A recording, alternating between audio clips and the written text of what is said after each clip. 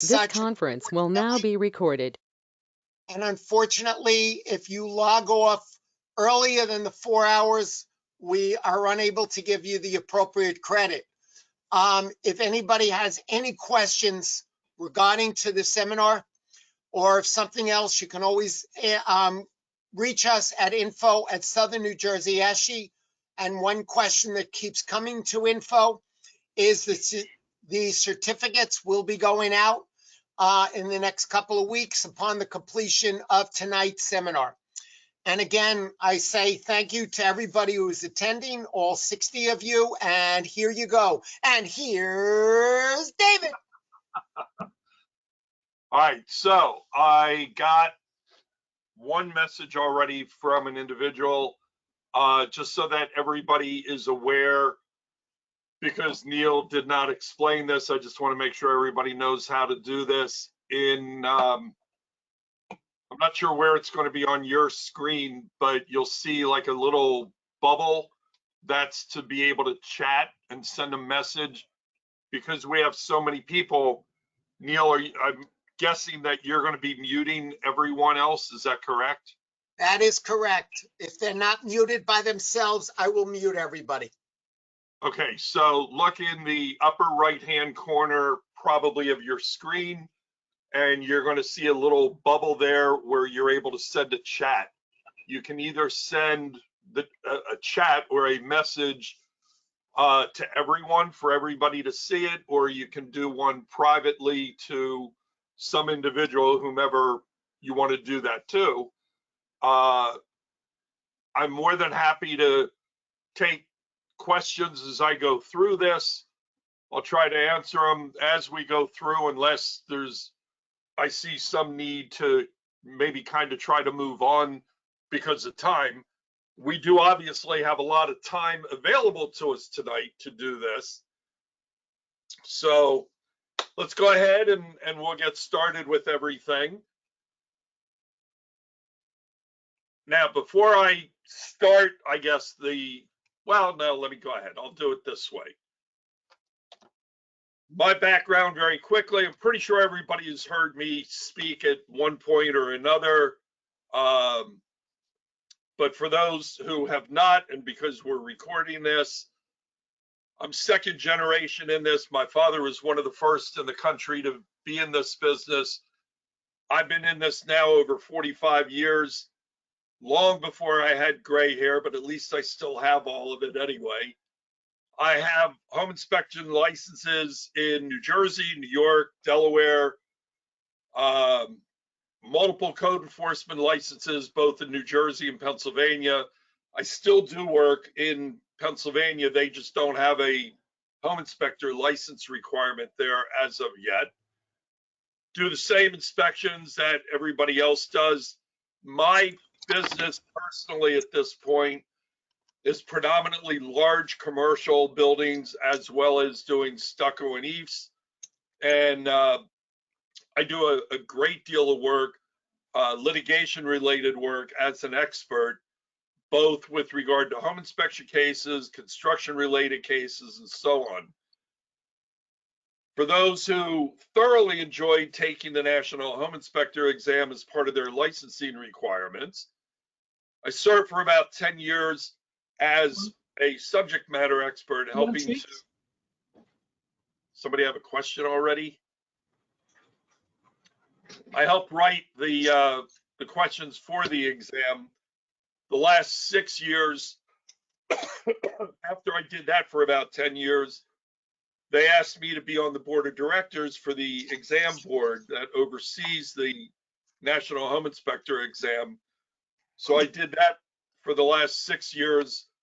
Last year itself, I was the president of the exam board. That terminated. My reign was over in January, but this will be my last year on the board. As I said before, many of you have probably heard me speak at various seminars, and I've been training home inspectors at this point for, I guess, over 35 years. What I want to kind of stress of sorts here, the litigation related excuse me, work that I do, That's what I'm going to try to bring into this presentation. So the cases that I've had with regard to home inspections, I want to, as we go through this, because we're talking about report writing, I'm going to show you some examples and talk to you about some of the things that I have seen and hopefully try to keep you out of a little bit of trouble. You want to get in touch with me? My contact information is here. Please feel free to contact me, and more than happy to try to answer whatever questions that I can for you. All right, so why are we doing this? Why are we having this presentation? Well, I know it's not just so that you can all listen to my lovely voice and my going on and on about things, but there's a requirement. We're going to talk about that in just a moment. Take a look at this, read through it. You just had some. They want more. Now, hopefully, since we're not live and we're recording this, it's a little tough to get feedback from you, but if you read this, hopefully everybody understands. You know, this is paddling up a river in a canoe, right? You've all been there with that one. Okay, I'm not going to use the vernacular for this. So what business are we truly in? Now, many of you have heard me talk about this over time, but I need to reiterate it. Yeah, we're in the home inspection business, but a good portion of what we do is all about communication. I've done this, I've had this up in front of you many times before. If this will work for me, there we go. Excuse me. I put this up here for a reason. Read through this. And if you understand the reasoning that I put that up there is really because from a communication standpoint, it is critical that somebody is on there, Neil. What we write in a report, everybody needs to be able to understand it. It has to be self-explanatory. So in other words, what you meant when you described something, a lot of times, unfortunately, is not what the client understands when they read it. What was this really supposed to be? Somebody from the gynecologist office called. They said that the pap smear is fine. Big difference. You know, many of us when we were kids, you remember we used to play a game. I used to call it, people I hung out with, we called it Whisper Down the Lane. And you have a group of people in line. First person in line whispers in the ear of the person next to them. And it goes on down the line the same way, so that the last person in line is supposed to say out loud what they think the very first person in line had said. Never is that last person, do they repeat the exact words that the first person said, because people hear different things. Our home inspection reports that we write are very important, where they need to be understood by everybody who reads them. So again, why are we kind of doing this? Why are we having this whole class? Well, for those of you who have been licensed for a while, you might remember back in 2009, the Home Inspection Advisory Committee sent out the only notification that we have ever gotten in almost 20 years of existence. And that notification was saying that of the complaints that they get, they noticed that there were some common violations of the following regulations. And if you can read this, number one on that hit parade had to do with report writing. And what the license board found was that the reports aren't being written according to the state regulations. Now, I go to a good portion of the license board meetings, been going to them for many years. I'm not on the license board. I've never been on the license board, but I go to them and I listen to what goes on. And I will tell you that the license board gets complaints all the time that they have to deal with. And the majority, I believe, of those complaints have to do with not only potential issues that a client may have, but really it comes down to report writing. So why are we doing this? Because the advisory committee realized there is a big need for us to make sure that we know how to write a state compliant report. The regulations, the way they're written right now, and this is part of what Neil was trying to explain earlier to everybody before we started this, but I'll go through this now just kind of quickly. We have 40 credits that we all have to earn every 2 years. Everybody knows that. Of those 40 credits, there are a couple of mandatory classes. For one time only during this biennial license period, you now have an option in terms of, excuse me, the number of credits, of mandatory credits in the way that it can be presented and the way that you can earn them. In the past, there were 3 mandatory classes. Each one was 3 hours apiece. One dealt with law and regulations, one dealt with ethics, the other one was report writing, 3, 3, and 3, 3 hours for each, for a total of 9 credits out of the 40. The regulations changed January 2020. So at this point, the regs changed a year ago. Because of the pandemic and because everything is being done virtually, the license board decided that they would allow, essentially as a one-time thing during this renewal period, instead of doing the 3, 3, and 3, the regulations changed where it's now going to be 2 4-hour classes.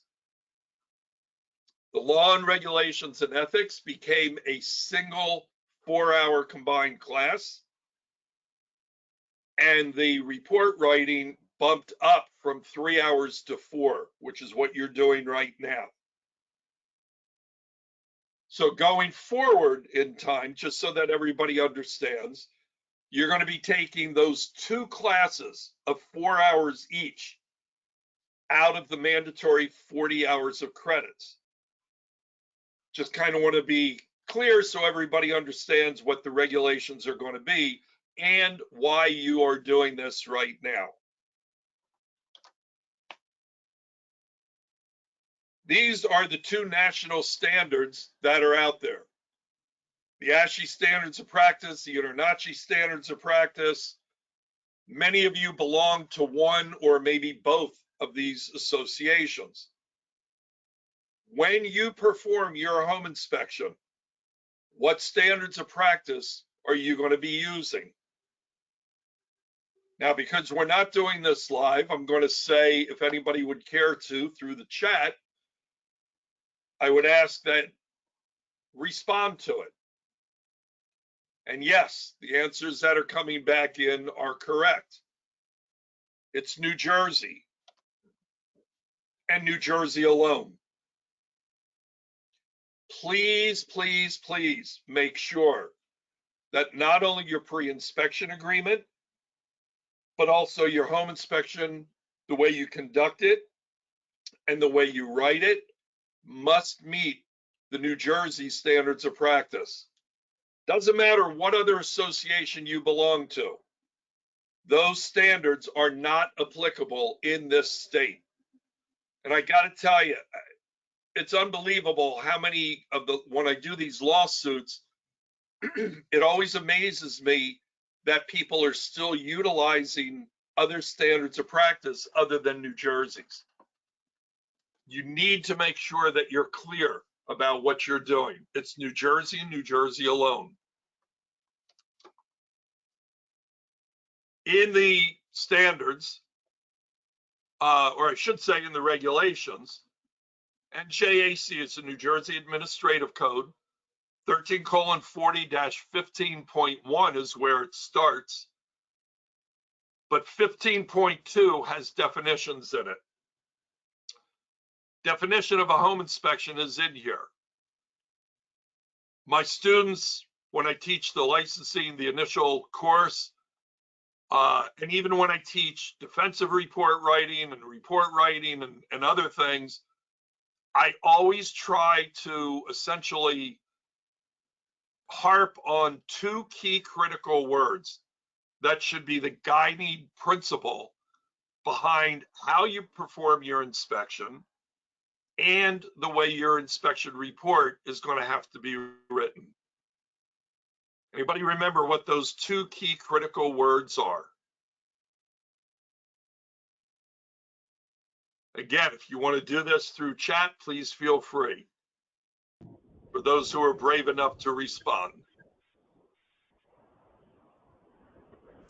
No, nobody wants to respond? There you go. Thank you, Mike, or Caroline as well. This is John Yeomans from XL. You hear me, Dave? I can hear you, John. Yeah, I'm going to ask you just to mute yourself, please. Okay, I just got to figure out. Okay, I got to do it on the phone. I'm new. All right, so the two words, yes, visible and readily accessible. If you can't get to it, how are you supposed to inspect it? If you can't see it, how are you supposed to inspect it? Those two words are right here in our definition of a home inspection. It's a visual inspection. And if you go down about 4 lines of the readily accessible elements of all the various components, right? Structure, plumbing, heating, roof, electric, and so on. It even states that right within our own definition of a home inspection. Your license as a home inspector, what does that qualify you to inspect? What are the only types of structures that a home inspector is allowed to inspect? Anybody know? This is always why I like live rather than virtual teaching.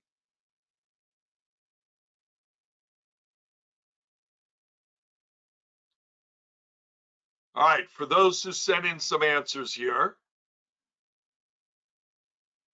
it's, to be very specific, it's 1 to 4 family dwelling units. In other words, in effect, residential only. Anything beyond 4 family is technically outside the scope of a home inspection. And in reality, anybody in the world can do that inspection. Even on a 5 family, anybody else can do it. But if it falls within that 1 to 4 family dwelling units, you must follow the New Jersey standards of practice, and you must make sure that your report is compliant with those regulations. So there's some other definitions in there, talks about other related residential housing components. And really what that's talking about is the attached or detached garage or carport. Now it does state in there, unless that garage or carport contains a separate residence from the primary one. What does that mean? Kind of like an in-law suite perhaps, or an apartment. Truth of the matter is your client is probably looking for you to do that inspection as well. But New Jersey standards of practice are very, very clear about making sure that you inspect and include the attached or detached garage or carport. Part of the reason that I bring this up, one of the association standards, I believe, if I recall it correctly, excludes detached garage or carport. We don't. New Jersey doesn't. So it doesn't matter what the other standards of practice say. That's why we have to follow New Jersey. In the regulations, all right, so wait a minute, I got a question here. So if it has a living unit, it's a separate inspection. No, you can still include it as part of your inspection if you want to. And you can include it as part of the home inspection report. I would just be very clear when I write the report as to where the problem lies. Is it within the main dwelling, or is it in that separate dwelling as like the apartment that we're talking about? Our standards of practice, and I told you January 2020, there were some housekeeping changes. There's one change that is a little bit more than housekeeping, which I'll talk about shortly. But the Department of Consumer Affairs, where our license is held, was trying to clean things up with all licenses across the board that they have. And I believe that what they were basically doing was changing, instead of saying like home inspectors, they're just simply saying all licensees. So you'll notice in multiple places that the word licensees, or I should say home inspectors, has been stricken, and now it's just the word licensees. All right, I get another question there. Do the regulations require licensees, or us, to inspect livable outbuildings? The answer is no. Outbuildings are technically excluded, even though it could be a livable structure. If you want to include it as part of your inspection, you are certainly welcome to do so, as well as charging whatever you want for it. It's up to you. But no, it would not be part of the primary portion of the home inspection. That would be outside the scope as far as responsibility. So what this says, and this is verbatim straight out of our law, our regulations, we're required to comply with these standards when we do a home inspection. And we have to give the client objective information about the condition of the systems and the components that we're inspecting while we're there at the time of the inspection. There's a whole list, 22 items that are excluded from our responsibility as a licensee. Now, I'm not going to go through each and every one of these, because you should know those and you can read those yourself. It is available to you. Understand, again, from a housekeeping standpoint, the word home inspector is stricken and has been replaced with the word licensee. Before anybody asks, because I've taught this class a couple of times already, and I've even taught the rules and regs class. So just in case anybody is wondering, these regulations that I'm talking about that were changed in 2020 are not yet posted on the advisory committee's website. So before you go looking for them, please understand they're not there yet. I'll explain in a moment as to why, but please understand that they're not posted. So here's the problem. We as licensees are absolutely required to comply with any new regulation that comes about that has been approved or adopted or anything else, such as what we're doing right now. The kicker to that one, while you could ask, well, how am I supposed to adhere to those new regulations when I don't even know what they are and I can't find them anywhere? That's why you attend these kinds of continuing ed things. Part of the reason that the regs have not yet been, the new ones have not been posted, it's actually out of the hands of the advisory committee. Any new regulations that come about, anything that ever has to be posted on the website for the advisory committee or any other, this is my understanding, or any other license board or anything else, all of those things go to a separate division who does all the, they're tasked with updating websites, like the webmaster or the host or whatever. So the advisory committee, the best they can do is just say, all right, we changed it, but we have to wait for somebody else to post it. Please understand it's out of the advisory committee's hands, but we collectively are required to adhere to it. Come back to a question before. Am I saying that we're required to inspect a detached garage, but not a livable outbuilding? The answer is yes.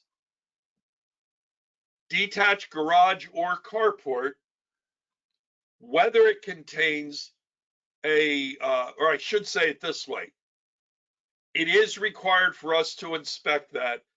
The exception to that is if it contains that separate living space that is separate from the primary dwelling.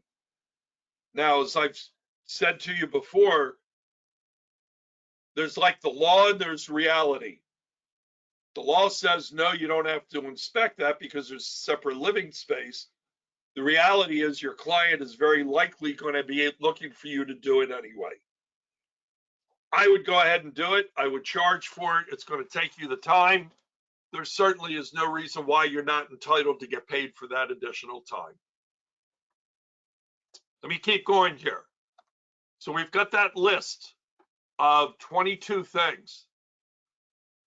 In that list of 22 things, from a report writing standpoint, I'm going to go through some of these very quickly of the 22, only to the extent I'm going to paraphrase, because in your home inspection report, there are things that, although they are technically excluded, it's still a good idea for you to consider including them, only for the sake of protecting yourself in the event of potential litigation. So what do I mean by that? Well, is there some area that you think is unsafe or dangerous for you to go in? You don't have to do it, but it would be a good idea for you to tell your client, this is the area I'm not going into and why. And the answer, the rationale to that legitimately is because it's unsafe or dangerous to you. That's okay.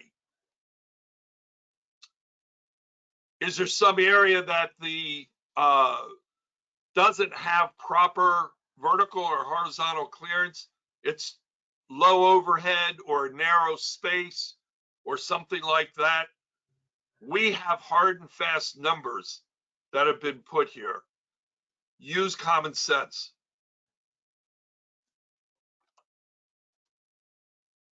Some of the more important things, like number 5, we are not required to determine the life expectancy of anything.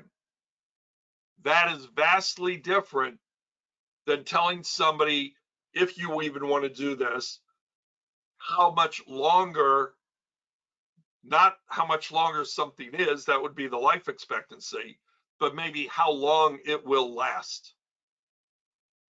You might want to give somebody what is the normal life expectancy of some component, but no way would I ever want to tell somebody how much longer it will last.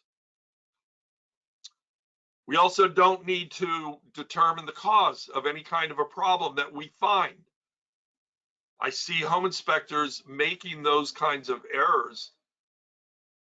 And the problem with that is when you say it is due to the following thing, well, what happens when it's not? Or maybe it's due to something completely different. So we'll talk about that more. I don't need to tell somebody about possible future conditions that could occur. Within limitations, we do need to tell people certain things that we'll talk about. Here's a big one. Number 10, I am not required in any way, shape, or form to tell my client that some area that I'm inspecting does not meet some applicable code or regulation or ordinance. I see home inspection reports all the time that essentially are citing code or saying something in the report to the extent this wasn't done according to some code or regulation. That's one of the biggest mistakes that a home inspector can ever make, is using that 4-letter C word. Please stay away from that. Number 13 is in our benefit.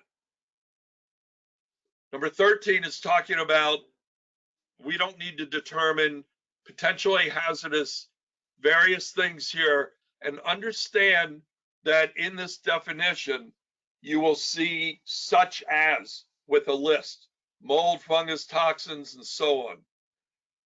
The words are such as, meaning this is not an all-inclusive list. Okay? Now, the law says we don't have to report it. The reality side of it, is because of the potential for lawsuits, if you were to see something that you suspect as a potentially hazardous substance, and we'll get into some of those different things, it may very well be a good idea for you to put that in there in your report, but avoid using any kind of absolute. And I'll give you an example. Mold, big thing, right? Everybody has that fear of it. Well, how do you know if it's mold or not? You can't. Nobody can look at it without having a laboratory analysis done. It's just like asbestos. You have to have laboratory analysis done. What do you say in place of that then? Well, what you may want to do is say like suspected or possible. There's other verbiage that you can use. A couple of other questions that have come in here in the place of using the word code. One of the things that I suggest or that I use, which I have seen as that avoidance of that 4-letter word, just say something like, perhaps it's not done according to common construction practice. It's another way for you to get around that.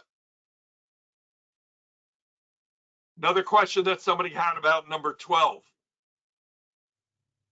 12 does not prohibit us from advising against the purchase. That is correct. It doesn't prohibit you from saying that, but we are not required to advise any client about whether they should or should not purchase the property. That really becomes a business decision on your part as to how far you want to go with that. But understand we're not required to do that. But no, it doesn't prohibit you if you really are so inclined and feel that it's in not just your best interest, but that you're doing your client just to tell them, you know what, with all the problems I just found, you know, you might want to think about walking away. Now, those might be the wrong types of words to use, but I think you get the gist of it. It's the same thing if it's a major safety problem, or the foundation is ready to collapse, or who knows, there's any number of things that could cause somebody to consider walking away. I don't want to dwell on those things, but again, there's a list of 22 things here. And number 21 is another example. Walking on unfloored sections of the attic. What it comes down to in some cases is the standard of practice and the standard of care. And there's a difference between them. What are we obligated to do our inspections to? We're required to perform them according to the standards of practice. The standard of care is the recognized standard whereby what would a reasonably competent home inspector do in this type of situation? Give you an example of that one. Let's say you have a crawl space that's got all sorts of water in it.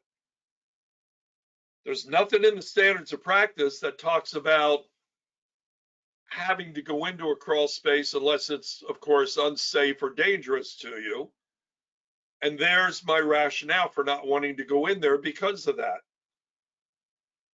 Or would you walk in a, given the potential, or excuse me, given the ability to do so, safe for you to see with, there's no flooring in the attic. You've got enough overhead clearance and things like that. Would you walk on an unfloored or through an unfloored attic? Well, the law doesn't require us to walk unfloored attics, but yet I believe more than likely most home inspectors would probably, given the circumstances to do so, would still walk through that unfloored attic.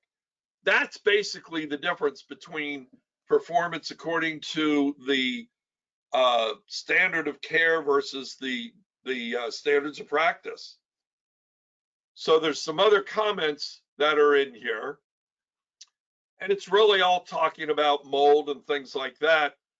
The answer is, as I said before, you can still report something. There's all sorts of words that you can use: mold-like substance, possible mold, biohazards. I've heard them all, but it would be advisable to suggest to your client that they have laboratory analysis done. Have somebody do a mold test. We'll talk about that later on. Our standards of practice, we already know, covers a whole bunch of different components, right? It's everything that's in there: structure, the exterior, the roof, plumbing, heating, and on and on and on. All right, let's talk about some of the changes to some of the regulations. And this is going to now affect the way you write your report. So you have to prepare a written home inspection report. Somebody asked me earlier today, and I've had this question come up before, where home inspectors are potentially seeking to do what a lot of people are now referring to as, quote, a walk and talk inspection. I'll go through the house with you as my client, no written report, and I'll discuss things with you, tell you what I see as I'm going through. And the question is, does that constitute a home inspection or not? And my answer to that is yes, you're still performing a home inspection, and then all the other regulations fall into place. You need to have a pre-inspection agreement. You need to provide a written report, and your written report now has to be in compliance with all of these regulations. What are the regulations for writing a compliant report? Glad you asked, because that's what we're now going to go through. All right. You have to disclose the systems and components that are in the standards of practice that were present. In other words, again, plumbing, heating, roof, the electric, and so on. You have to disclose those things that were present at the time of the inspection, but were not inspected, and the reason they were not inspected. That's pretty much always been in there. Was there some aspect of the house that you are supposed to be inspecting and you couldn't inspect it? And if that's true, then why not? I'll talk about that in just another moment as well. This next one is a new part of the regulations. This is one of those things that was included a year ago. Is there some system or component that was present at the inspection and was not inspected at the request of the client, or perhaps because you couldn't see it, your report now has to note that. Prior to this inclusion, what was required before, and still is, by the way, what was required is that in your pre-inspection agreement, there has to be a clause in there that essentially states, is there some area that your client tells you you don't need to inspect? You need to say it right here, right up front in the pre-inspection agreement. Those now are required to also be stated in your report. So please make sure that you include that. Let me come back to the walk and talk inspection, because there's some comments that are coming through on those. Understand that if you also do not provide a written report, not only are you, in my opinion, would you be in violation of the home inspection law, because you have to provide a written report, but more importantly, you likely will not have any kind of E&O coverage or insurance coverage without having provided a written report. It's nothing but a verbal, right? It's like a cursory, to use somebody's wording here. Yeah, it's a cursory walkthrough, but I'm going to tell you that if there's a problem, you won't have insurance coverage. You can call it anything you want, walk and talk or anything else, but I'm going to tell you that I believe that would be considered a home inspection no matter what. Okay? Again, this number 1 here in red is a new inclusion. The rest of it, now we get into the actual report. When you prepare your report, you have to describe the system's components that we talked about. State the material defects. We're going to come back to that one. You have to state what material defects you found. If you find a material defect, now you have to state the significance of that finding. You have to provide recommendations where you have found a material defect. And those recommendations have to include things like the fact that you need to repair or replace or monitor something or get somebody else in there for further examination or analysis by some qualified individual. We do not have to determine, however, the method, the material, or the cost of those corrections. I would also suggest, under this regulation, you're supposed to hold on to your reports now for at least 5 years. The truth of the matter is, my suggestion to you is that with technology being what it is today, you really should hold your reports forever. And the reason that I say that, even though our regulations, not to get into a whole tangent about this, I know the regulations talk about only being able to bring suit within the 4 years after the home inspection is done. But I'm going to tell you that there's enough judges in the state who have determined that that language that's in our law should have been different. And the language that's in the law should have also stated 4 years regardless of when the problem is found. Save your reports forever. To the best of my knowledge, I believe I may actually hold the nation's record on somebody attempting to bring suit against me for an inspection that was done roughly, I believe, 26 or 27 years prior. The good news is I never even did the inspection. They had the wrong company, so it never went anywhere. But when the letter came in, the lawyer even said, it's been a long time and you probably don't even still have the report, so I'm providing your report to you just in case you don't have it. Well, this stuff happens. I have another lawsuit somebody contacted me about where the home inspection was done 13 years ago. You need to keep those reports forever.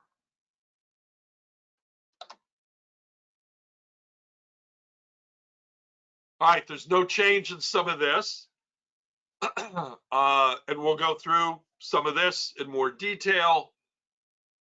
But there's language that's in there that talks about inspecting or reporting, all those things that are required other than even those that are mandated, as long as the inspection and the reporting is based on you as the licensee, your professional opinion or prior work experience, maybe your education, your training, and so on. As long as you have that, it may not prohibit you from being able to inspect some of those things. Good example of that, some of you on this tonight are PEs, you're licensed professional engineers. You have the ability to do that kind of work because that license that you hold enables you to do so. So there's all sorts of other things that are in here. Going back for a moment to saving your reports, I would absolutely suggest keep those reports stored in some kind of secure and safe place. Put a copy of it, back it up on a cloud storage somewhere, copy it off on a thumb drive or a disk or something.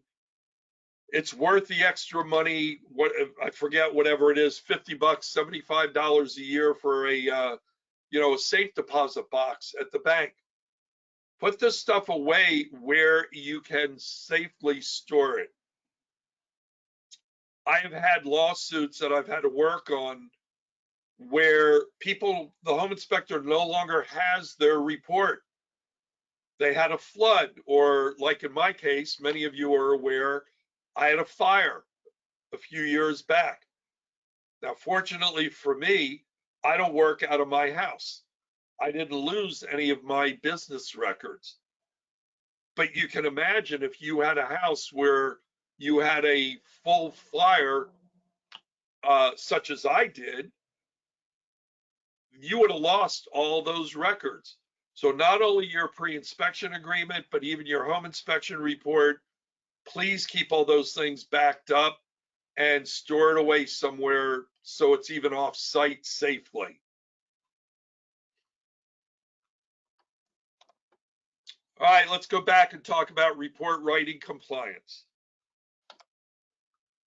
So in order for you to write a New Jersey compliant report has to contain the following things. Describe all the system, the components that are specified in the standards in section 15.16.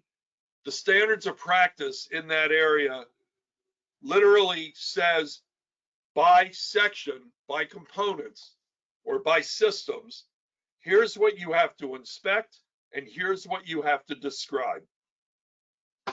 That's really what we're talking about. The interpretations that are here now are mine, my personal interpretations, based on my experience of even working on these lawsuits and teaching all this. So very simply, you have to describe the system's components that are in the standards of practice. Well, all that really means is your report has to contain all that list of everything that you inspected that was present at the time of the inspection. Disclose those things that were present at the time but weren't inspected, and why not? What does that mean? Really, what we're talking about, is there something that was there and you couldn't get to it, you couldn't see it? You need to say why. Are you supposed to remove a panel cover, electric panel, to look at the wiring inside? The answer is yes. But yet, if you couldn't remove it, maybe the screws are painted shut, there's paneling or drywall covering the panel cover. There's an attic, there's a crawl space, there's no access, or the access is, locked shut, screwed shut, caulked shut. You know all the the list of things. The idea here is very simply, you need to say, yeah, it was there, I didn't inspect it, and here's why. That's what the law requires. Is there some area that existed in that house and you didn't inspect it? And if so, why not?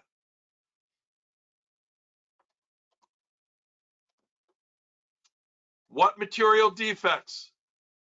What is our primary obligation? Our primary obligation under the law is to find and report those items that by definition are a material defect. The definition of a material defect is in our law. It is defined, and I put it in here in bold print. The gist of this, and I know we've talked about this time and time and time again, but it bears repeating. It is something that substantially affects the value, habitability, or safety of the dwelling. This is an or, it is not and, meaning it only has to meet one of those three criteria. It can certainly meet more than one. It could meet two, it could meet three, but it only at the very least has to meet one. The downside to this, the word substantial, what does that mean? Unfortunately, it is an extremely subjective term. There is no definition for that word. The advisory committee is not going to give you or give us a definition of that. It is left up to you as the inspector to determine that. Example of something like that could go in any number of these different things. If we talked about, let's say, some trim somewhere, you know, base trim, interior base trim that was missing, is that by definition a material defect? Well, one could easily argue the answer is no, because that could be considered a decorative, stylistic, cosmetic, or aesthetic aspect, and therefore it's outside the scope of what the standards are requiring us to inspect. Yet, if you had a lot of trim that was missing all over the place or damaged in some way, one could also argue that that becomes a value-added thing. And therefore, it is considered a material defect. A better example, many of you have heard me use this one before. You have a cover plate missing off a light switch or a receptacle. Well, how much money are we talking about? 50 cents to buy a new one? We're not talking about a great deal of money. Certainly, it's not a value-related thing. Certainly, it's not a habitability item to the extent you could live in the house forever without that cover plate being there. Yet, that minor dollar item could be considered easily a substantial safety aspect by virtue of the fact that you could potentially stick your fingers inside the open junction box and have them come in contact with live wires.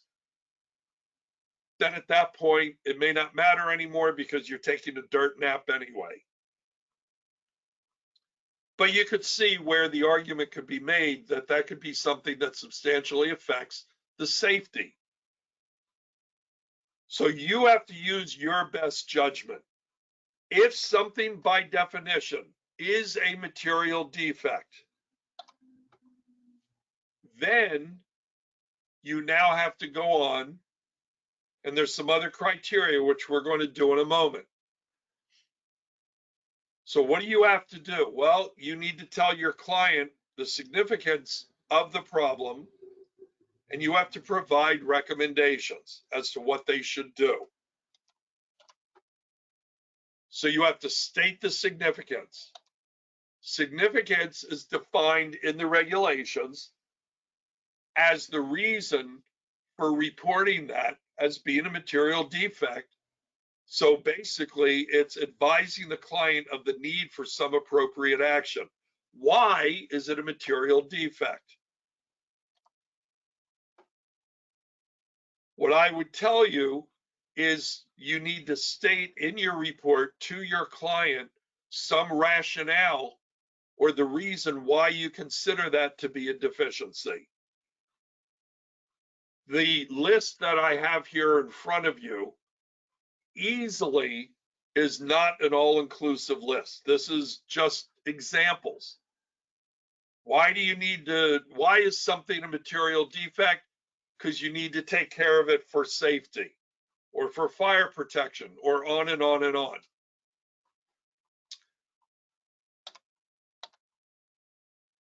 Then, if it is a material defect, you also have to provide the recommendation regarding the need to repair, replace, or monitor that item, or get further evaluation on it by some qualified individual. What does that mean? I refer to that as providing your client with guidance as to what to do. What are they supposed to do with that information? Well, what you tell one of the ways to write it is to say those missing roof shingles should be replaced by a qualified roofer. There's your recommendation, should be replaced. And you're putting in there by some qualified individual. Why? The significance of it is to prevent leakage.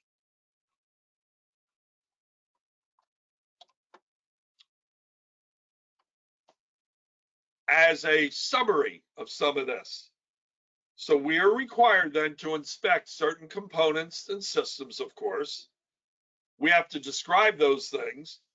We have to identify whatever material defect or unsafe condition that we find and explain it, not only if it's not obvious, but to make sure that it's being explained in accordance with our regulations, whereby we also have to state the significance and we have to make a recommendation. Let me back up for a moment. With regard to providing a recommendation, the one thing that I absolutely do not recommend that anybody ever do is what I refer to as providing the recipe for the repair. In other words, going back to the roof example here, you have some missing shingles that need to be replaced, right? Okay. I don't ever want to get into telling somebody how to do that.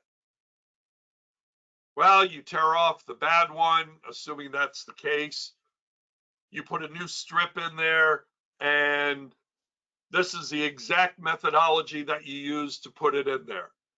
How many nails or fasteners you're going to use, where they're required to be put, on and on and on. My point being, I see home inspection reports where that kind of, I'm exaggerating a little bit, of course, but I do see where home inspectors do give exact information. I'll show you some examples of that later on.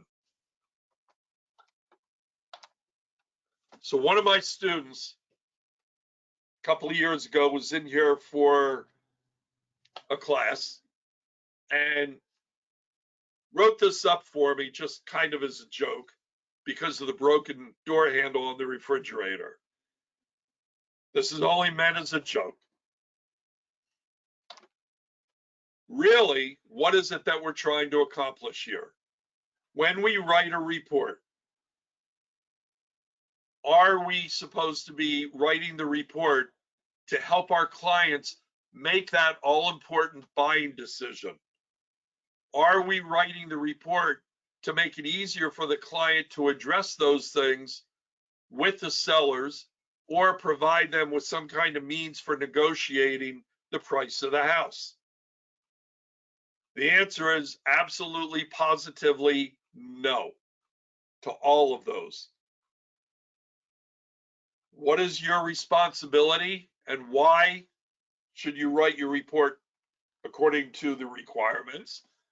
First of all, to reduce your chance of being sued, but more importantly than that, satisfy the state's requirements, right? So this is where we want to get into some of those things. What I want to make clear, though, going back to this, I always state that what my client does with the report is strictly up to them.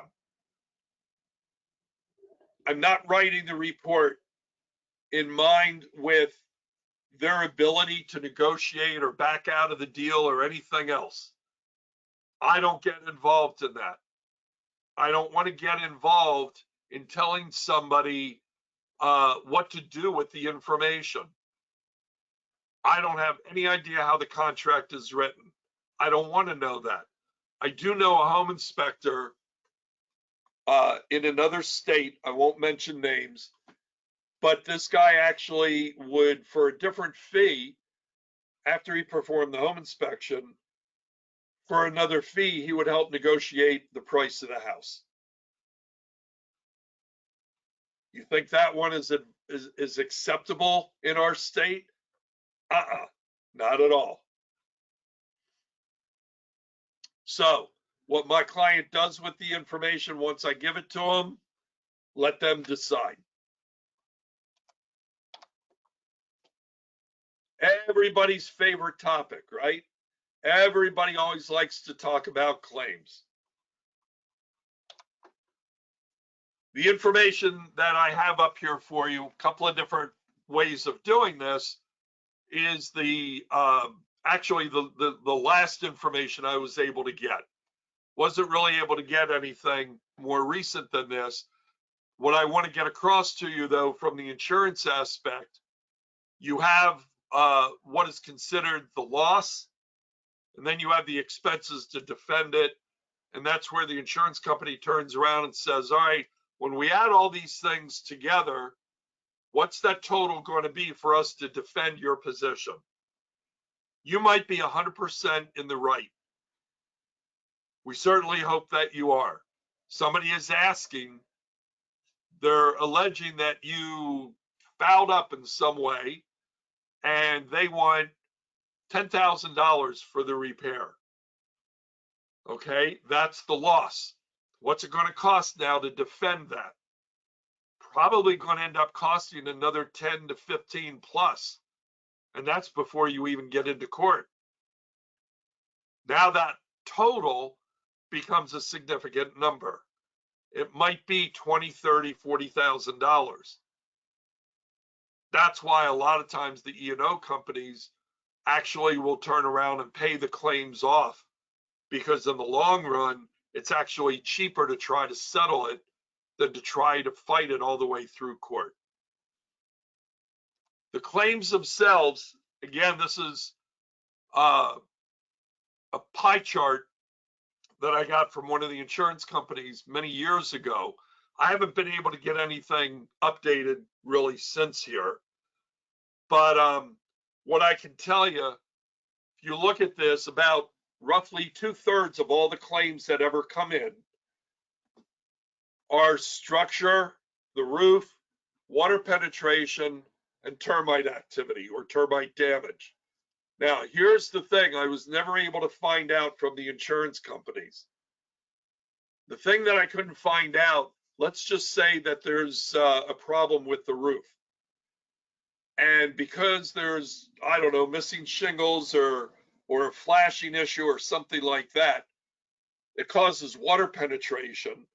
And because water penetration has been allowed to occur for a long enough period of time, it causes a structural issue. Is the claim a roofing claim or a water penetration claim or a structure claim, or is it now all three? I don't know the answer to that one. The other thing, though, set this up into a chart like this.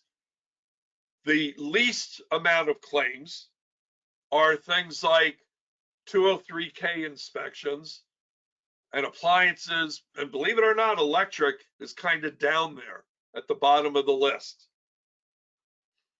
Now, I do have a claim that I've got to go out and look at in the next couple of weeks that has to do with whether or not the home inspector reported supposedly visible knob and tube wire. I don't know yet. I haven't been out there to look at it. But that's some of the types of electrical issues that could come up. I've had some other home inspection related claims that I know of where there were things like house fires as a result of some electrical issues. Well, that's a little bit more so than that. Wanted to show you also from a claims standpoint, about 2/3 of all the claims typically come in within the first 12 months after the inspection. And you can see the numbers progress from there, so that by roughly the third or fourth year out, almost 100% of all the claims are going to be there. That's the good news. But there's still that very tiny possibility, very minute percentage that could come in long after that.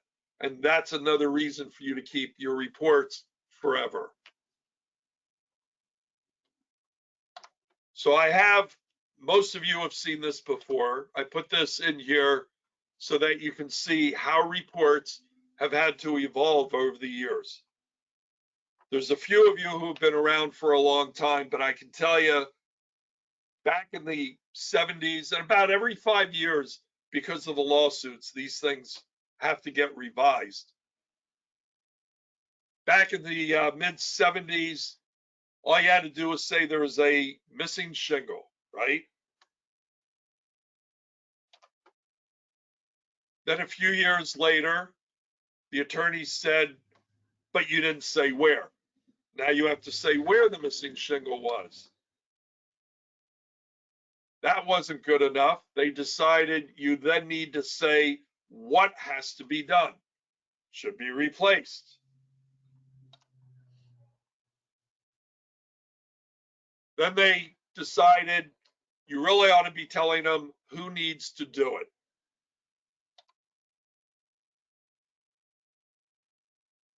Then they said, but why does it have to be done?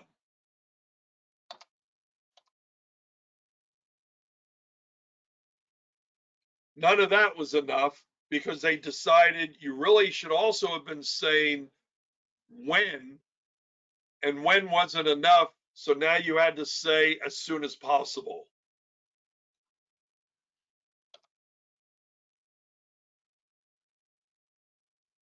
But there again, the attorney said, yeah, but you should have said all this should have been done prior to closing.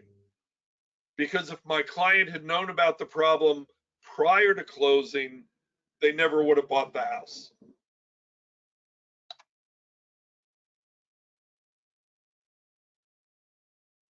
Then some attorneys decided, you really should also have said, while they're out there looking at that problem specifically, they ought to have the contractor look at all the rest of the same issue, the same component or system, to see if there's any other problems that might be there.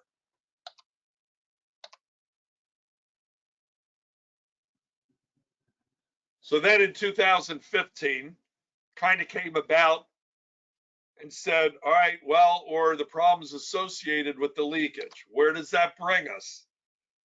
2020, I haven't quite heard yet, other than to be able to say, and many of you have heard this before, because we asked some people on the advisory committee, how far do you need to go with the wording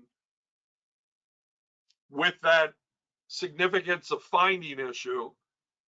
And the answer was, well, if you have a roof leak and the leakage causes various problems, and those problems become significant problems to the extent where it causes major structural issues, And because the structural issues get bad enough, the house collapses. And if the client is standing in the house when the house collapses, then I guess the client could die, right? So therefore, when you write your report, you should state in there that the missing shingle at the upper left front corner of the roof should be replaced, or you could die.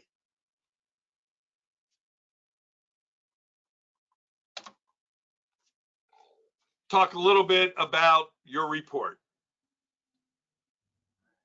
Some people in their reports like to put in there the scope or your pre-inspection agreement.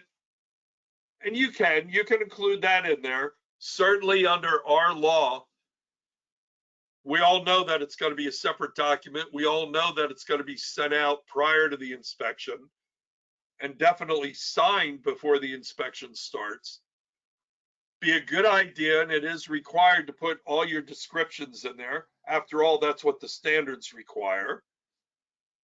We are required to report the conditions and the evaluations of what we looked at.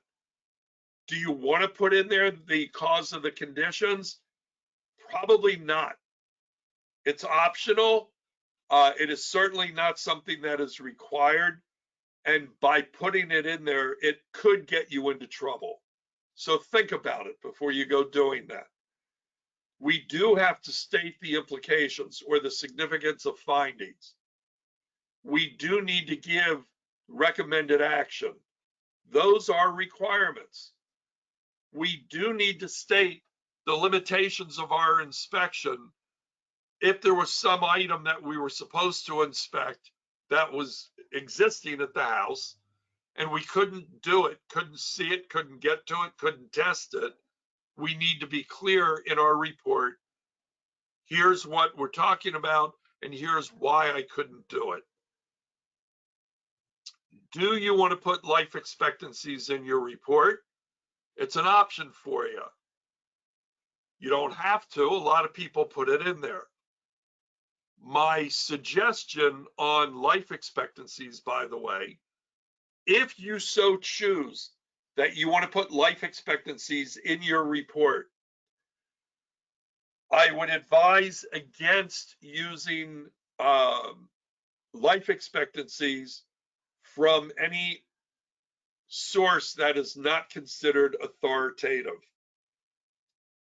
Give you an example of that.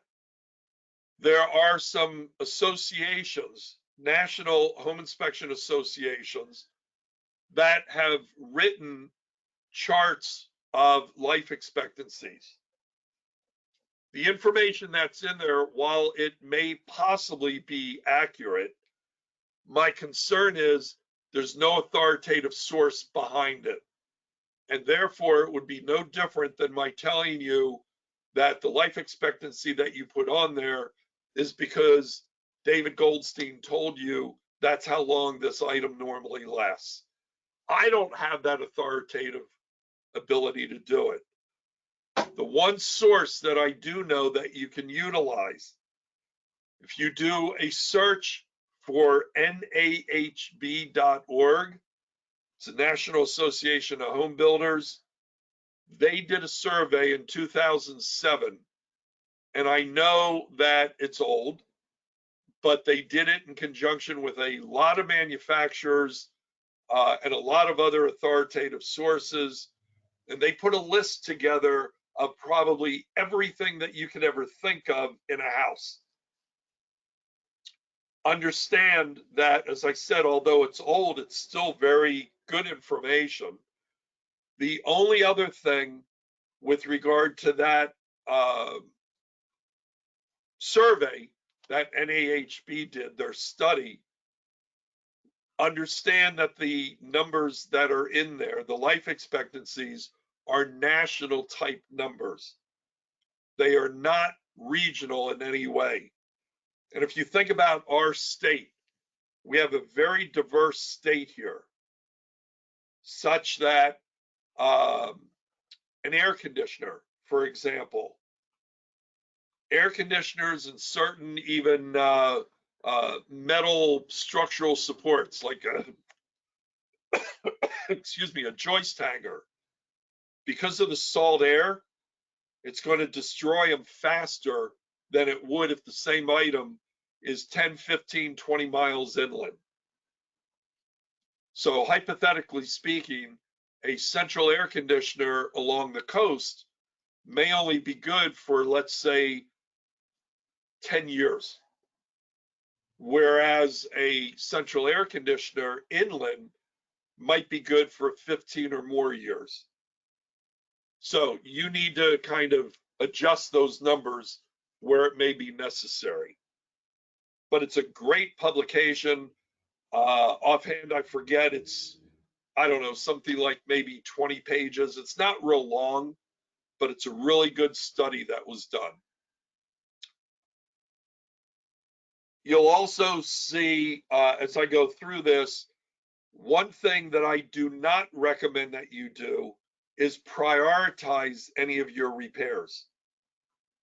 I'll show you some of the ways that people do that, but I don't recommend that you do that, only because an item that you theoretically classify as a minor issue, given the right set of circumstances, it could easily manifest into a major problem. And when your client reads it as being a low-level type item, they are likely to put that off and maybe never do it, never take care of the issue, because after all, you kind of told them they don't need to. Cost estimates. If you're going to put that in your report, and I use the word if, I would recommend that the cost estimates that you put in there are ballpark ranges, but make sure they're legitimate ranges. There's nothing wrong with saying it could be $500 to $1,000. Just make sure the 500 to 1,000 is a relatively accurate number. Nobody would get upset if you said 500 to 1,000 and it came in at 475. On the other hand, 500 to 1,000 and the number actually comes in at 5,000, they might get upset at you. So just be aware of that. As a general rule of thumb, I don't ever put cost estimates into my report.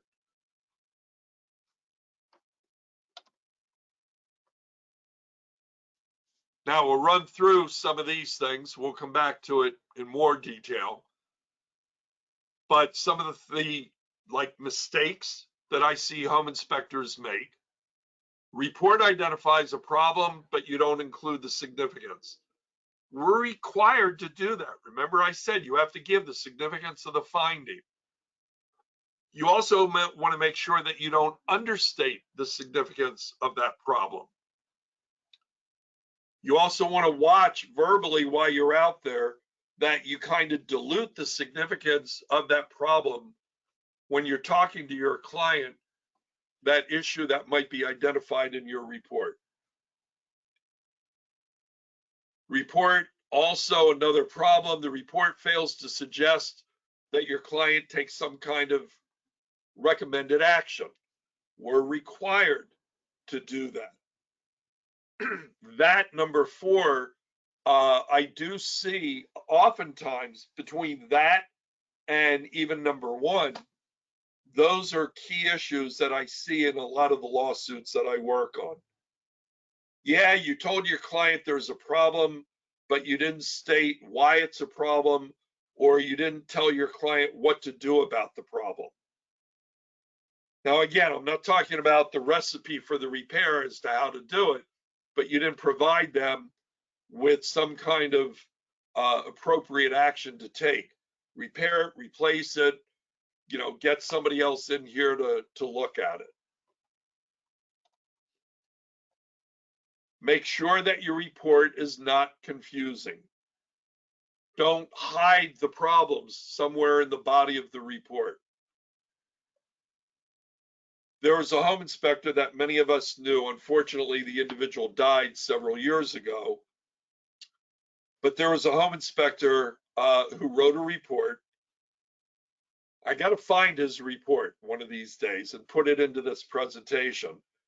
But I kid you not when I tell you, on an 8.5 by 11 sheet of paper, his wording started at the upper left corner and continued all the way down to the bottom right corner of the page, with no white space in there and very few sentence breaks. The information that he was trying to describe, yeah, it was in the report, but it was very difficult to actually find the information because it was just buried so deep with everything else. Try to be clear when you write your report. By the way, I want to stress to you, there is absolutely nothing whatsoever in our regulations that requires us to identify any problem as a quote, or let me rephrase that, to list in the report that anything is a material defect.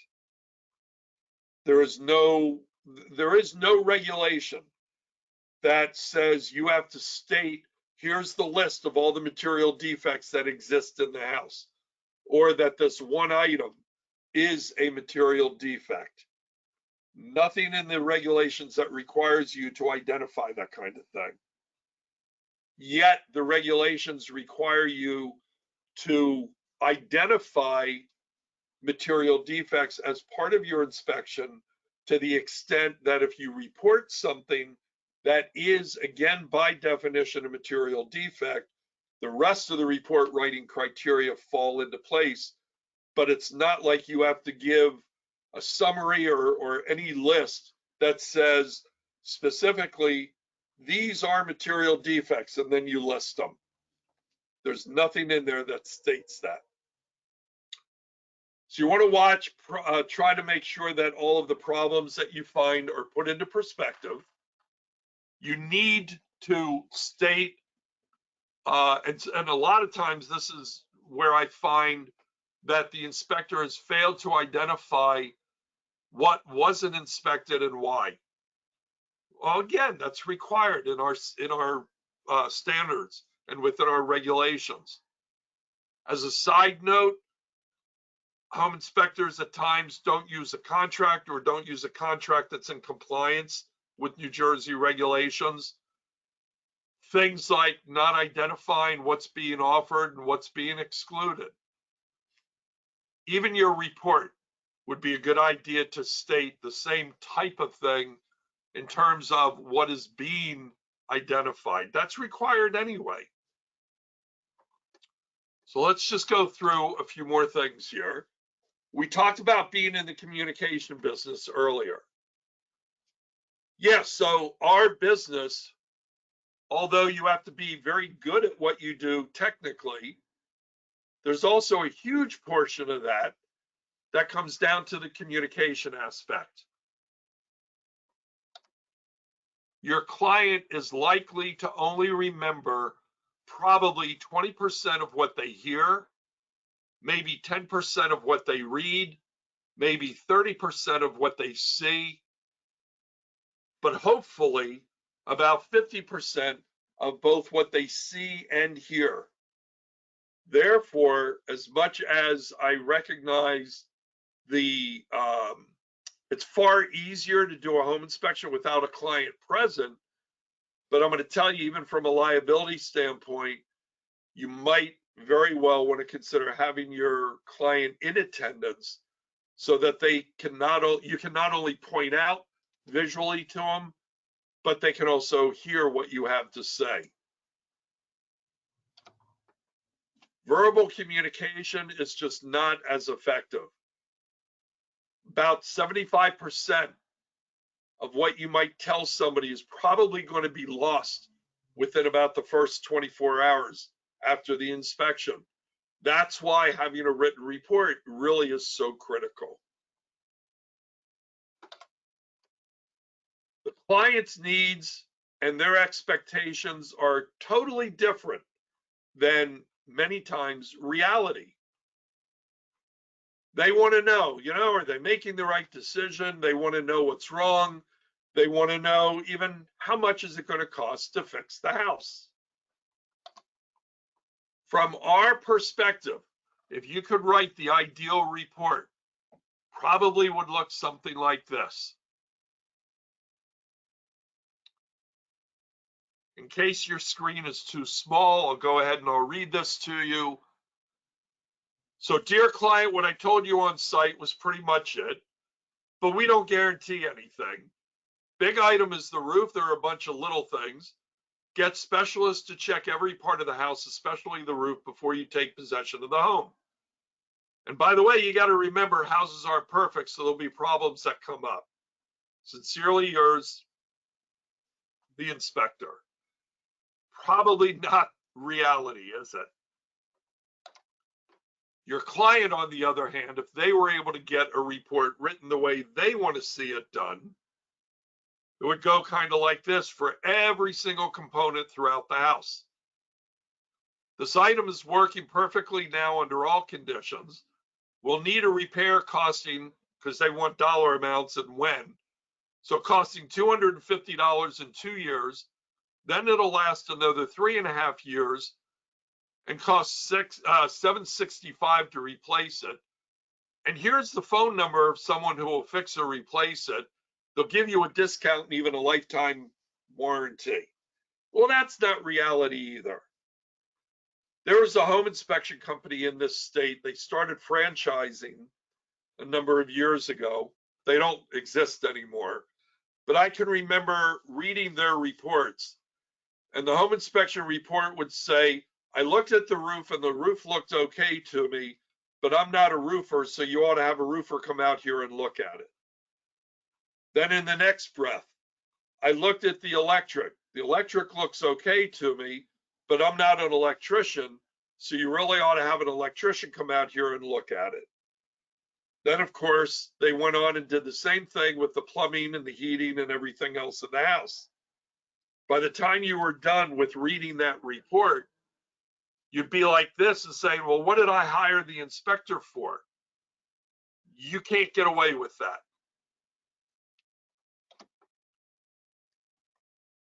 Some of the common problems then is the fact that we don't communicate effectively,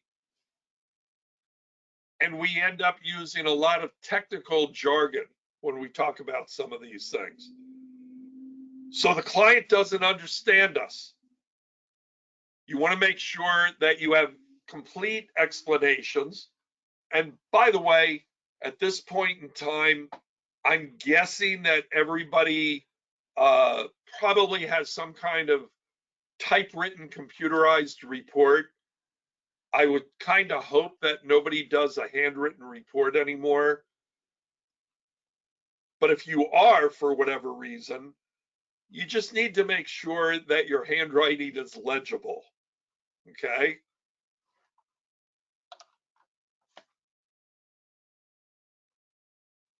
So I'll let you read this. This is from an actual home inspection report that I saw. Adjust the downward tension on the garage door opener. Do you think your client is going to understand that? I think that I understand what the inspector was trying to talk about on the automatic door opener, you know, where you have the up and down force on there. I'm guessing that's what he was trying to make his client aware that they needed to adjust that for safety, but I'm not 100% sure.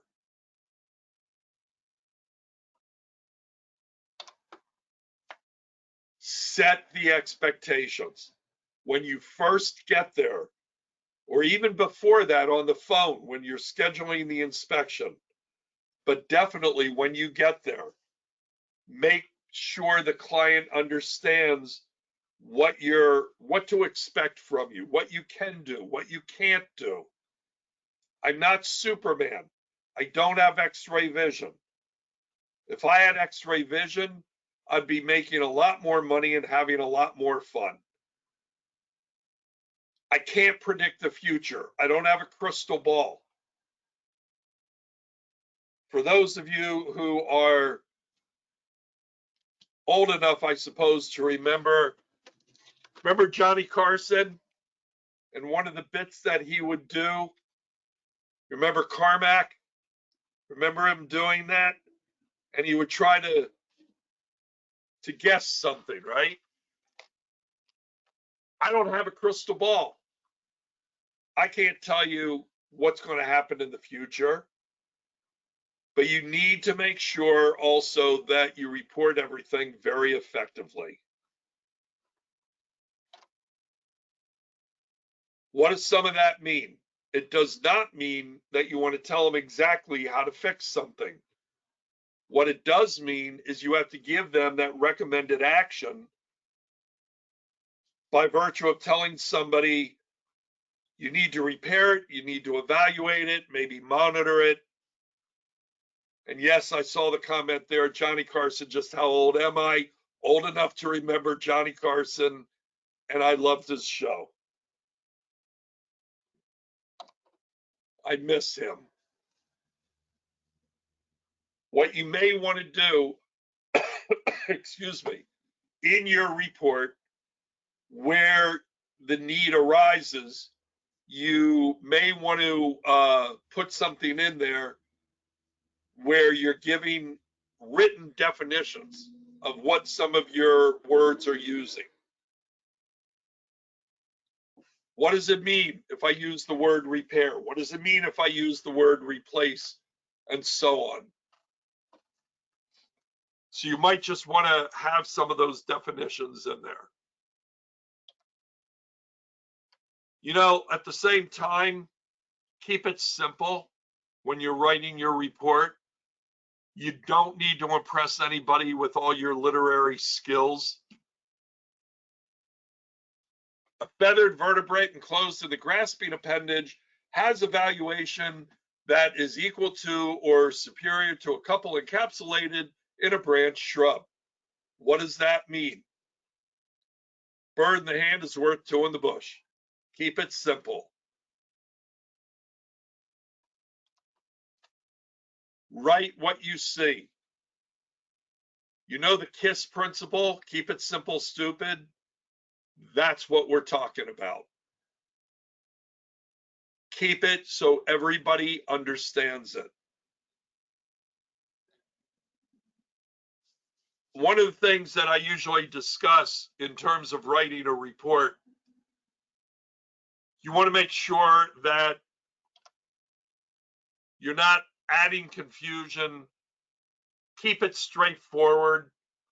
What are the most critical points that you're trying to get across to your client? Well, avoid words that your client's not going to understand. If I talk to any of you, inspector to inspector, I would expect any one of you to know what a king stud is, or a jack stud, or a lateral, or a riser. Your client may not understand those terms. They're not they're not contractors. They're not going to understand some of those things.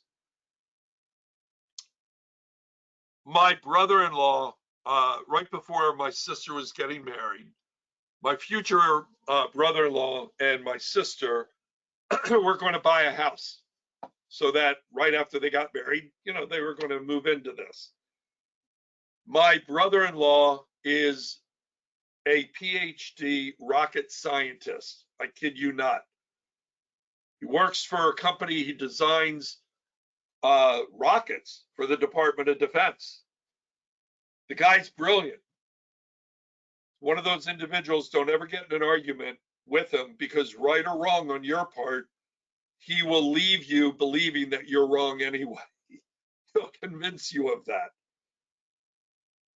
But they wanted a home inspection on the house that they were buying, and it was in another state that requires licensing for home inspectors. And I'm not licensed there. So ultimately, I gave them the name of somebody that I knew in their area. That individual, unfortunately, couldn't do it because he was booked, but gave him a name of somebody else. So ultimately, the home inspection was done, and my brother-in-law sent me the report. He said he had questions about information that was in the home inspection report. And I got to tell you, when I read the home inspection report, with all the years experience that I had even up to that point, we're only talking about maybe 15 years ago. Even at that point, reading that report, there was information in there that I didn't understand what this inspector was trying to say. What does that tell you about the quality of that report? You need to make sure the report is easily understandable by anyone. Okay?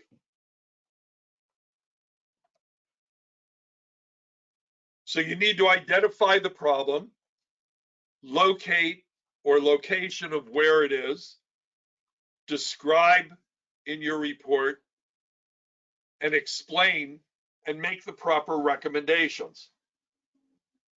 So who are you writing your report to?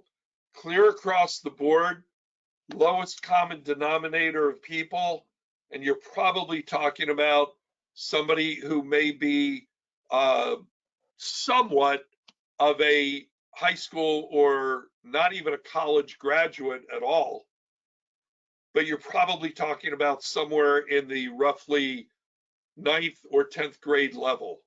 And I don't mean to make fun of anybody who does not have a college degree.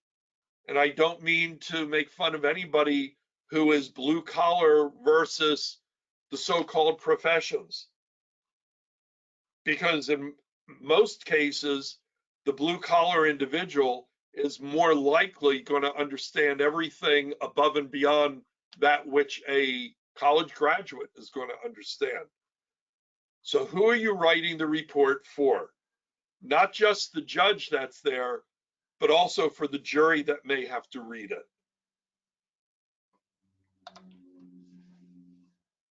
Anybody who reads your report ought to be able to figure out how you inspected it, certainly what you inspected, the condition of what you looked at, and what you couldn't inspect and why. Don't scare people with all the minor issues. Don't give this long list of minor problems. You don't want to create some kind of misunderstanding so that they don't understand what's going on. So this is where we talk about putting it in perspective. Make sure that the client understands the need to address all these issues. Watch out about costs, especially now or future. Make sure they understand what hazards exist there. I hear this all the time in lawsuits. My home inspector never told me it was that bad. You need to make sure that you put everything that we're talking about in writing. Everything that you saw during the course of inspection has to be in writing in the report, and it has to be written according to the regulations. You might want to just give that feedback in little small bites, or at least verbally, and maybe ask why you're out there on site if they understand. Some of the things to maybe avoid, though, before we get into specifics, your report format. Is it easily understandable? Can you find the material defects that exist? Can you locate on that page what you're talking about? Do you need to separate information? You might need to give a key, but keep your key very, very simple. Watch your grammar and check it for spelling errors. I see that all the time. There is a big difference in telling somebody in a masonry structure that you need to repoint, not repaint. Spell check will not pick up construction terminology. And you may have to build your dictionary in your computer to recognize certain terms. So I'm looking at the time right now. And I thought, all right, now before we start getting into more specifics about some risk management things with regard to report writing, thought it might be a good time to allow everybody to take an intermission and take a break. Neil, if you're still there, hopefully. Yes, I am. Thank you, Dave. All right, I have 7:47. What I'm going to suggest for timing purposes, why don't we keep it somewhat short? Have everybody come back at 8 o'clock. Does that sound doable? And then that way, as we go through the rest of this, hopefully I can wrap it up a little bit earlier for you and not keep you here till the stroke of 10. Sounds good to me. Since 90% of people are have their camera off, we don't see too many thumbs that are in the up position. Oh, I see two in the up positions that are together. Good. Anybody else with a thumbs up? Good. Whoa, all the cameras are coming on. It's like, whoa. Okay. So we'll catch everybody at 8. Please, if you're here now, please come back because we have to have the 4 hours. If anybody's got a question, they can go to chat or they can also send a message over to info@Southern New Jersey ESHE.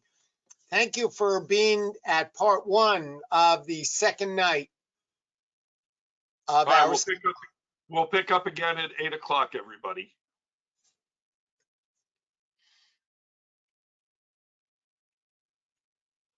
See you soon. So I'm going to step away for a moment also.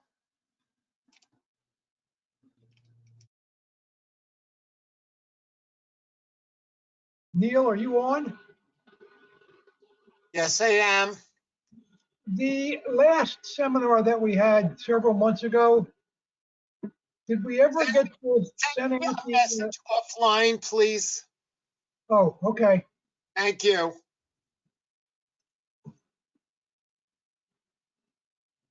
No problem, John.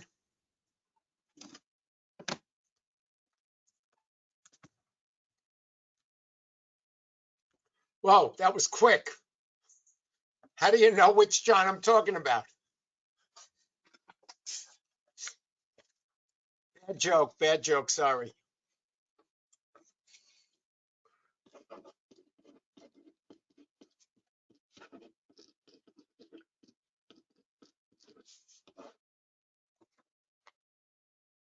It was.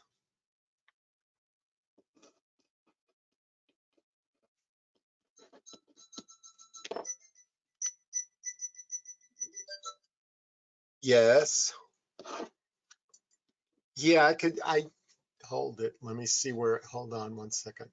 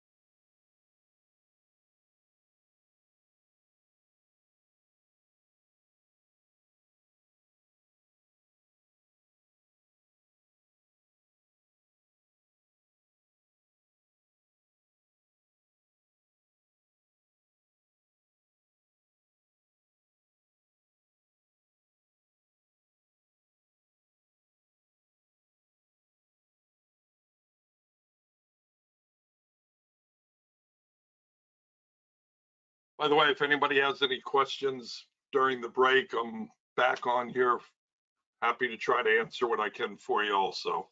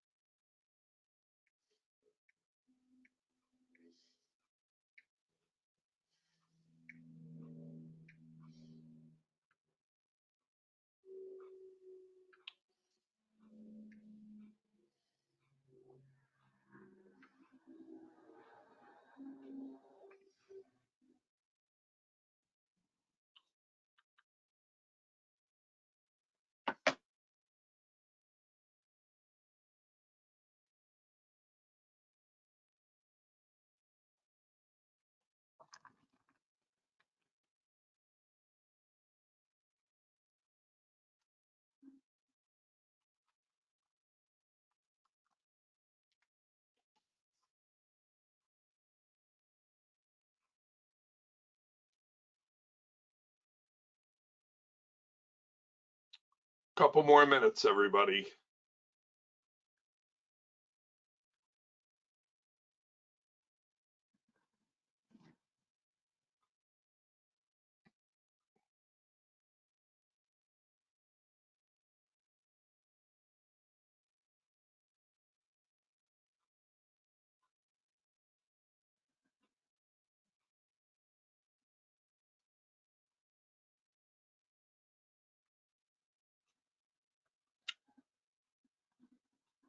Caroline, it's not blanket weather. It's always blanket weather. I sit under blankets in July. I'm cold all the time.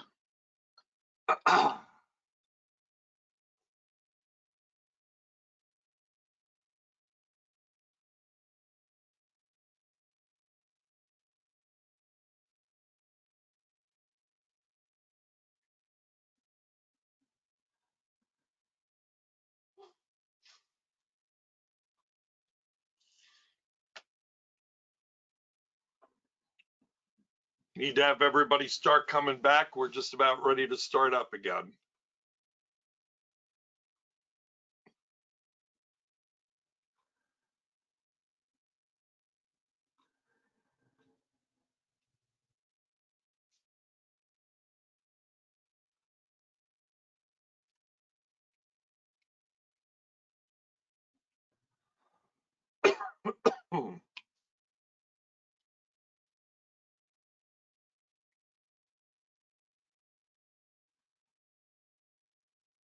If you're not here, raise your hand.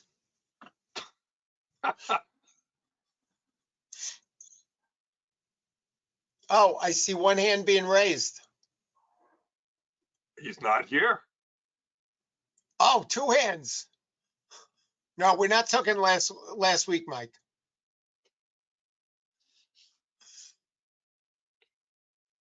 Eight o'clock, we'll go ahead and we'll get started again if that's okay.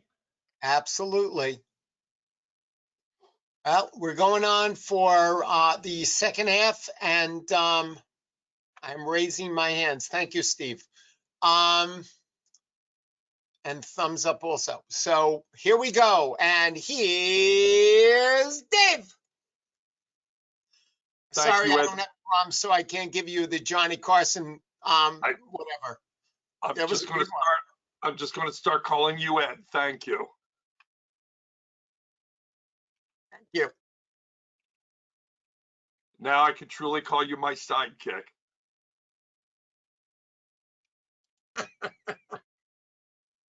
All right, risk management things. Well, very, very quickly, talk about condos and maybe townhouses, some of the mistakes that I see made with home inspection reports. Kind of have two types of inspections when we're talking about this. Certainly the most popular one is what a lot of people call interior only. Now, some people refer to that as like sheetrock in or paint to paint. There's different ways of doing that, but basically that's the part that the homeowner is usually responsible for when they own the condo.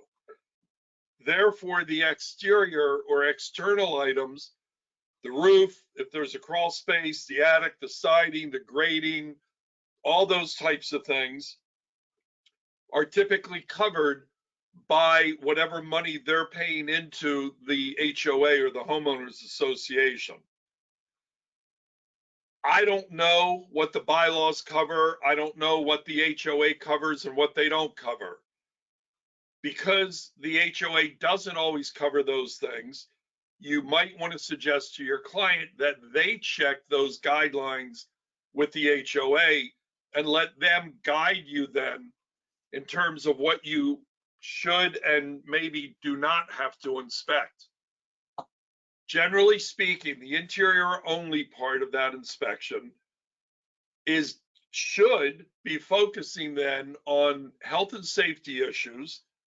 You're looking for moisture intrusion, functional testing of the various components or systems, and inspecting those things to make sure that they are properly installed, maybe that they're either at or exceeding or near their design life. One way or the other, we're still inspecting those according to the New Jersey standards of practice. Typically speaking, those inspections usually take a lot less time than a standard run-of-the-mill single-family dwelling. Now, of course, it depends on the size and the age, but generally speaking, just watch, it takes a lot less time. The cost of that, a lot of us, you can do that for less money. It depends on what you want to do, how you want to run your business. There's a comment about properly installed, and I agree. You got to watch your wording to make sure that you're not doing code compliance, but generally speaking, that the way it's been installed is allowing it to perform its intended function. That's more along the lines when I talk about properly installed, that it's performing its intended function. Is it installed exactly to code? I don't know that any more so for a condo than I do for that single family dwelling, because that's not what I'm there to inspect. I'm not there to inspect according to the code. What I'm trying to get across to you here, though, when you do your typical condo, I call these gifts. You don't have a whole lot to do for these. You might have, well, you will have, a kitchen. You're probably going to have maybe a combination living room, dining room, maybe like 2 bedrooms, maybe 1.5 or 2 bathrooms. There might be a utility room. These are easy. These are absolutely pieces of cake to do. The second one, however, entails a lot more of the exterior as well. So not only are you doing the interior, but you're probably going to be doing the exterior siding, the roof, crawl space, attic, and so on. That's more of that peripheral view, right? But there's still things that you may exclude from there. The parking lots, the outbuildings, the recreational facilities. Because of these types of things, what I would suggest to you is that you create and have a condo only type of pre-inspection agreement so that your customer understands what you are and will not be doing.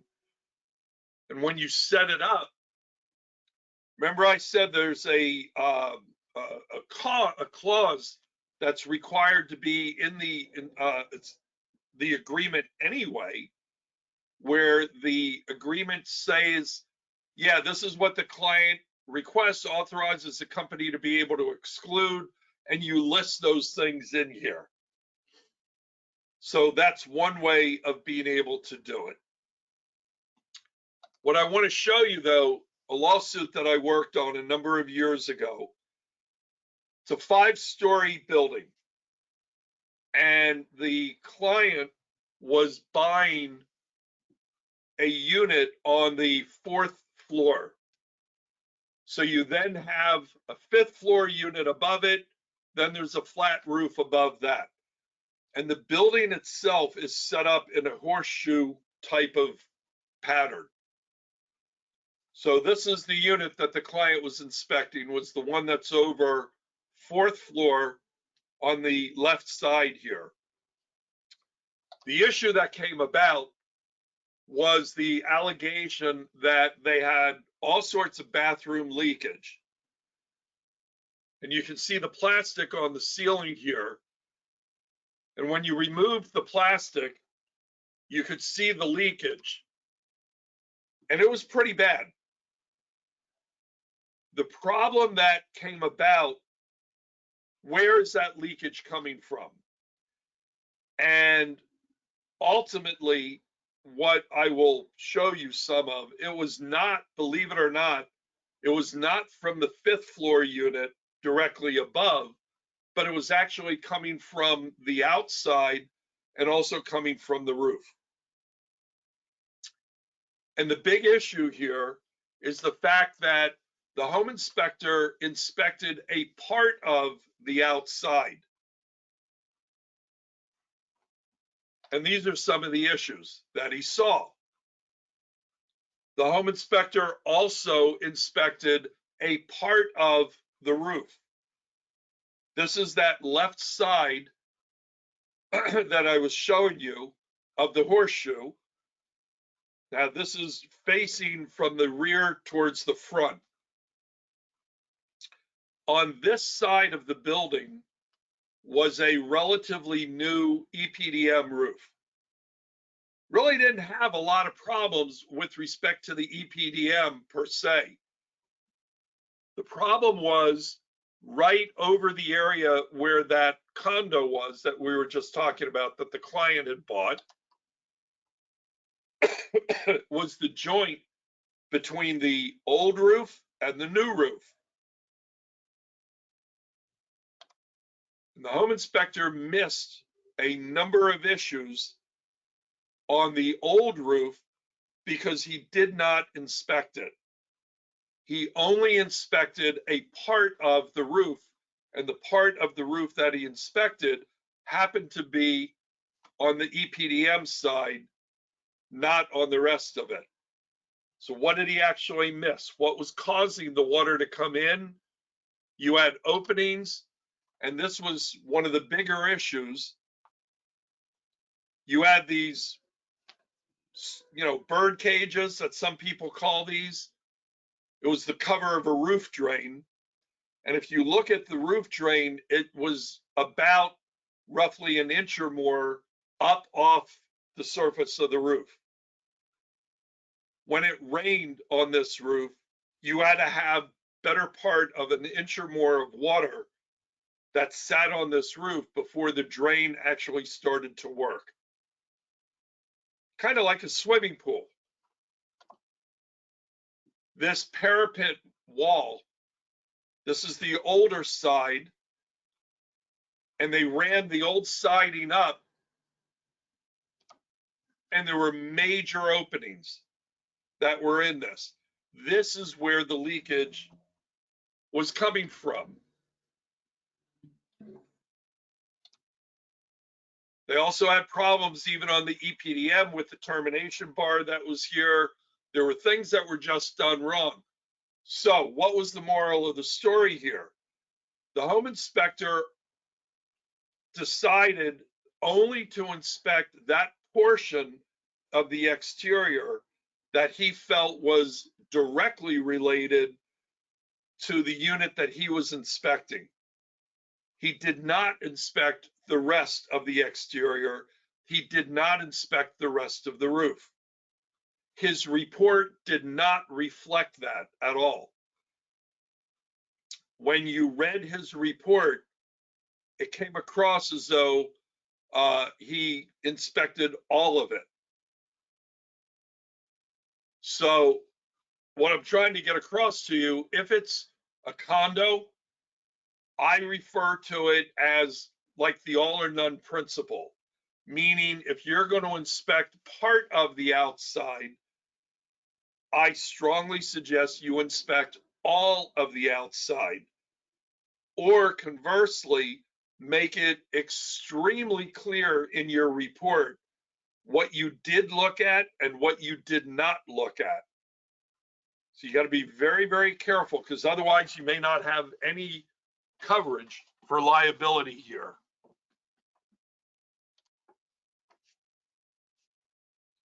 These are some other things that I have found in other home inspection reports.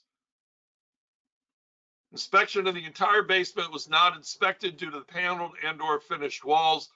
I'm not totally sure what this means. I think what he's trying to say is that his visibility was limited because of the paneling or the finished walls that were there. Might be better to say it this way, such as the foundation could not be inspected due to the paneling or whatever the finished wall material is. And it may not be a bad idea to put a caveat to that and say that whatever, signs of leakage or cracking, they could be concealed behind the paneling. Now, do you have to really go that far? The standards of practice would say no, but the attorneys who might be coming after you for the plaintiff would probably say yes. That's why you put the additional wording in here.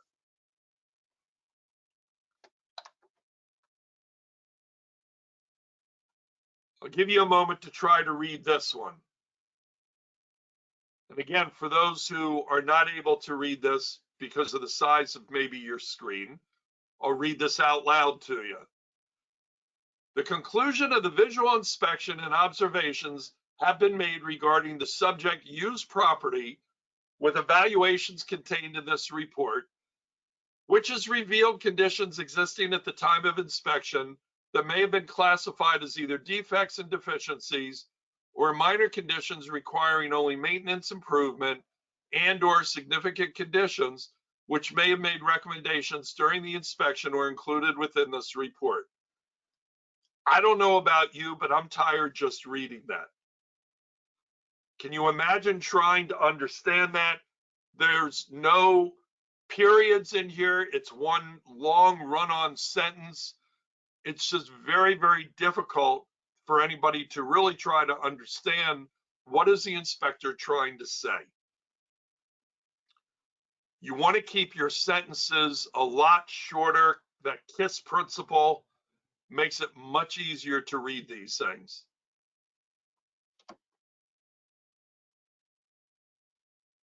If there are any electricians that we have here with us tonight, I'll throw this into your realm. This is another one that I found in a report. The electrical panel's been upgraded to breakers, may be, quote, overamped. If all in use, may cause main to flip. I think I know what the guy is trying to say. I personally have never heard the term overamped. That was a new one for me. I believe what he's probably trying to say is that maybe that the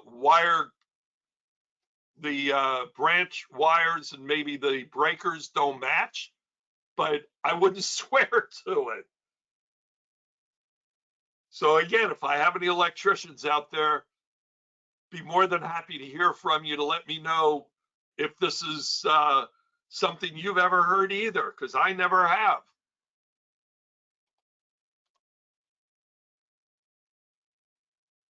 Don't worry. Don't ever guess.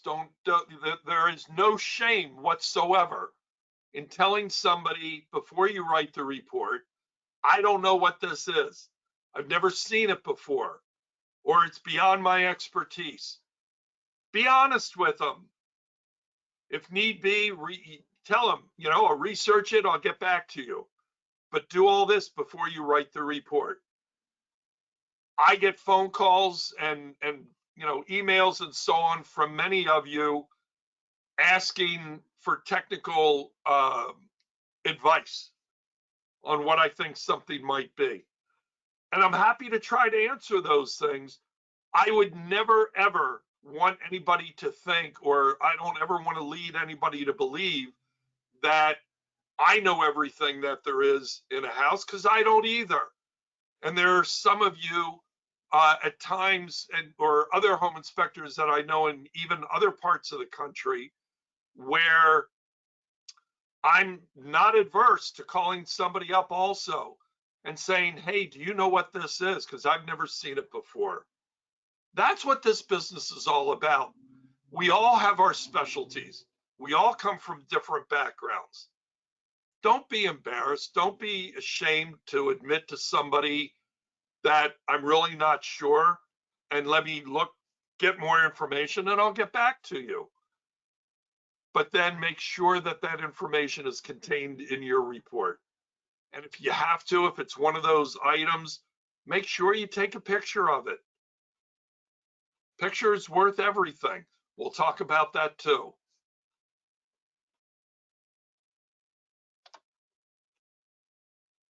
So you want to try to make sure that you don't have problems with explaining the implications.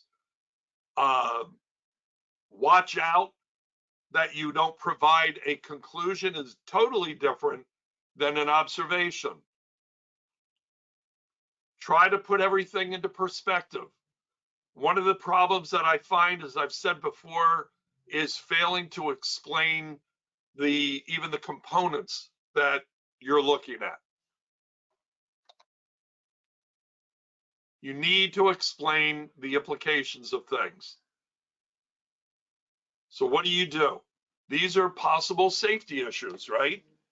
The receptacle in the bedroom that has reverse polarity, or the GFCI that's not working, the open junction boxes, the double tap breaker. You need to explain those implications as being safety.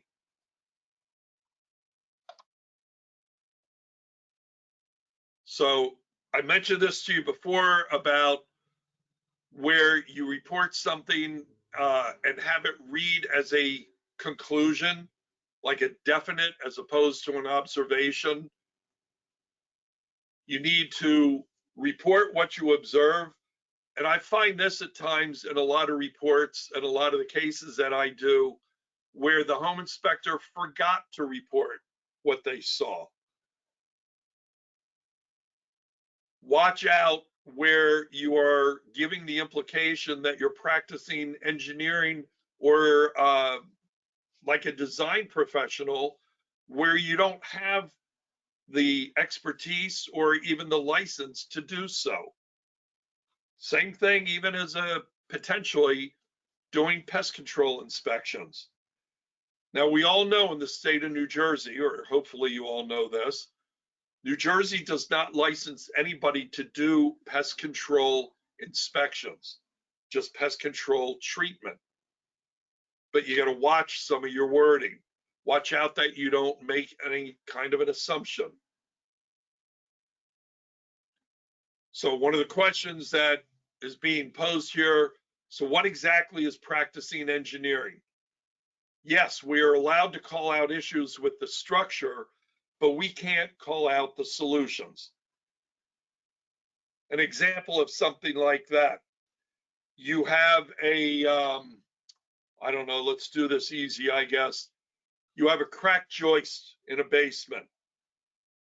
Well, how many different ways could you think of for that joist to be fixed? There's a lot of different ways. But from an engineering standpoint, there possibly, and this is just, you know, I'm making this up, it's hypothetical, but there may be only one correct way to do it from an engineering standpoint because of load transfer and you know, all these other things. That's beyond the scope of my expertise. I don't have those letters, that alphabet soup after my name. I'm not an engineer, I'm not a PE. You just want to watch that you're not coming across as practicing in a field that you are not licensed to do so in. One of the big problems that I have seen before is home inspectors who quote code in their home inspection report. Now, sometimes I know the inspector is trying to maybe remove that subjective issue to be able to cite an authoritative source to be able to say, yeah, this is why it's a problem. But the problem in your doing something like that rests in the fact that once you quote a code, then you better be prepared to be an expert in all the various codes that our state utilizes. And my guess is that there are very few of you out there who know exactly all the different codes that New Jersey has adopted, let alone adopted throughout the ages. Not even just the current codes, but even codes going back in some cases decades or even a century ago. I can tell you with the work that I do, because of the litigation related work that I do, all joking aside, I have all sorts of different codes, electric codes, building codes, and otherwise, some of which go back over 100 years, because that's the nature of the work that I do. I have to have these things. But I don't expect a home inspector to have it or know it. So again, please be very, very careful. It's very unlikely that any of you are going to know all the applicable codes when it comes to residential, let alone almost anything else.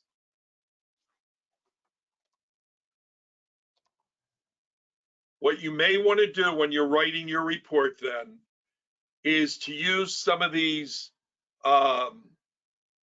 subjective or terms or phrases where you're saying it may be due to the following issues, or it appears to be due to the following issues, as opposed to saying, or let me put this up here and make it easier. Rather than making this declarative statement, where you're saying it is due to the following type of problem. That's the mistake that I see in home inspection reports. You want to watch, as I said before, quoting any kind of code. You might want to state it's not done to normal construction practice, is another way of getting around that four-letter C word.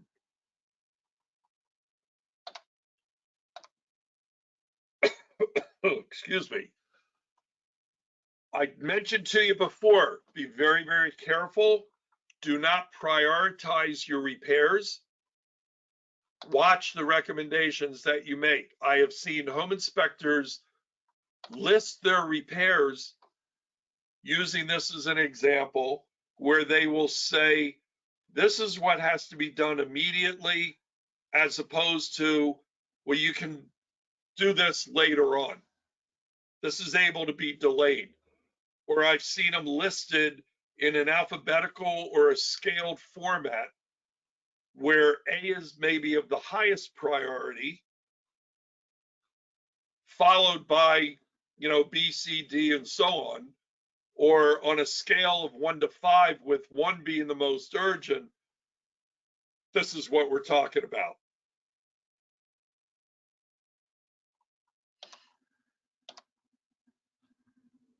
I have seen people literally in their reports put absolute code citations in there. The moment you do something like that, it opens you up to a whole new realm where you better be code knowledgeable in every code that we have in our state in existence, and the different times that they would be applicable. You know, you've all heard about it might have been built according to the code at the time that it was built, but it got grandfathered in. It was acceptable when it was built. It may not be acceptable today. The codes themselves are fluid. They are always changing. Nobody is expected to be compliant with a code today when it was built 10 or 20 years ago, because the codes change. Too many things could have changed. So there are various things that may not be compliant today, but they were way back when it was installed or built. But putting an exact code citation in the report opens you up to the possibility of, why didn't you do that for the building code and the mechanical code and fuel gas code and the plumbing code, and on and on and on, for all the various codes that we use.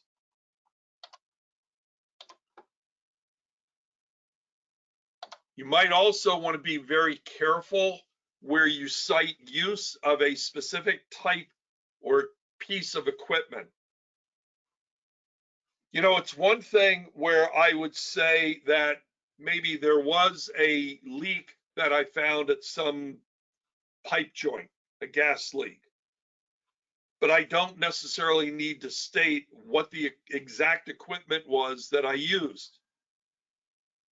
And part of the reason for not doing that, for not listing the exact equipment, is at least twofold. Number one, do you know how to use the equipment? And then number two, not only did you calibrate it properly, but perhaps where the need exists for that piece of equipment, when was the last time that you ever had it recalibrated? So in other words, it could be challenged as to the accuracy of your findings. So it's sort of one of those issues where it's best left just to say,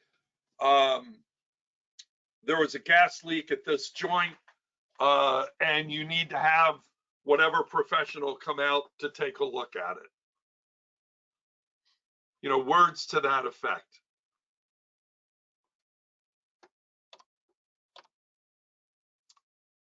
One of the other things that I see all the time is where you verbally make a comment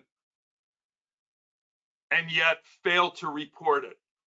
or fail to state essentially the same type of thing in your written report that you told them when you were out there verbally. You tell them verbally, you know, you might want to consider budgeting for replacement of that water heater because it's long past its normal life. And obviously, you know, start budgeting for a new one because it's past its normal life expectancy. But then you fail to report that. You fail to write that in your report. The attorneys will tell you it's called failure to warn. Why didn't you tell my client? Why didn't you put it in writing? By the same token, incomplete documentation. So you found a stain on the family room ceiling. Do you want to say why? Do you want to say what caused it? Do you want to say where is it? You may not. It may not be in your best interest to report something like that. You got to be very, very careful when it comes to those kinds of issues.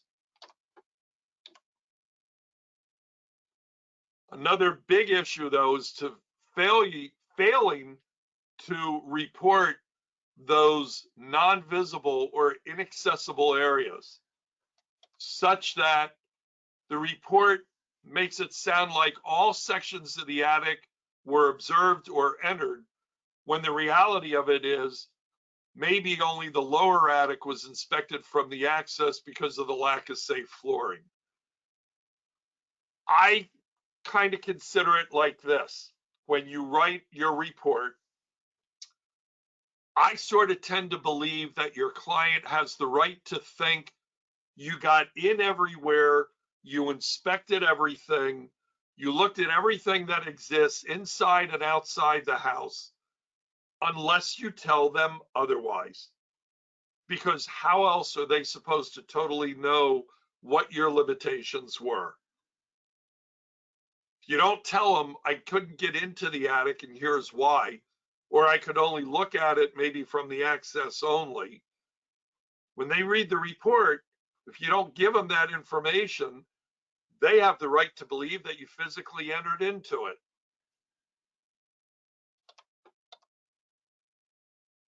You have to give the reasons in your report. Why wasn't it observed? Why didn't you enter it?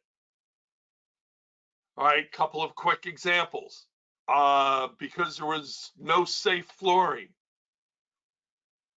This is one where you can sort of shift some of the burden of information here, so to speak, so that while you're out there and you find a problem and the owner or the real estate agent or somebody says, yeah, that was a problem and it was caused by the following situation and we took care of it. Well, you know what? It's a good idea to put that into your report as well. But now the question is, where did you get the information from? Here's where you can say that. Here's what I saw. Here's what I was told. And who told you, as per information supplied by whom?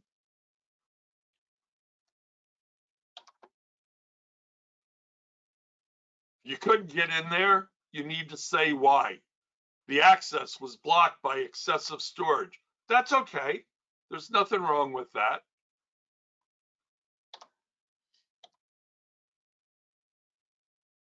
One of the things that I see home inspectors doing is using very definitive type language,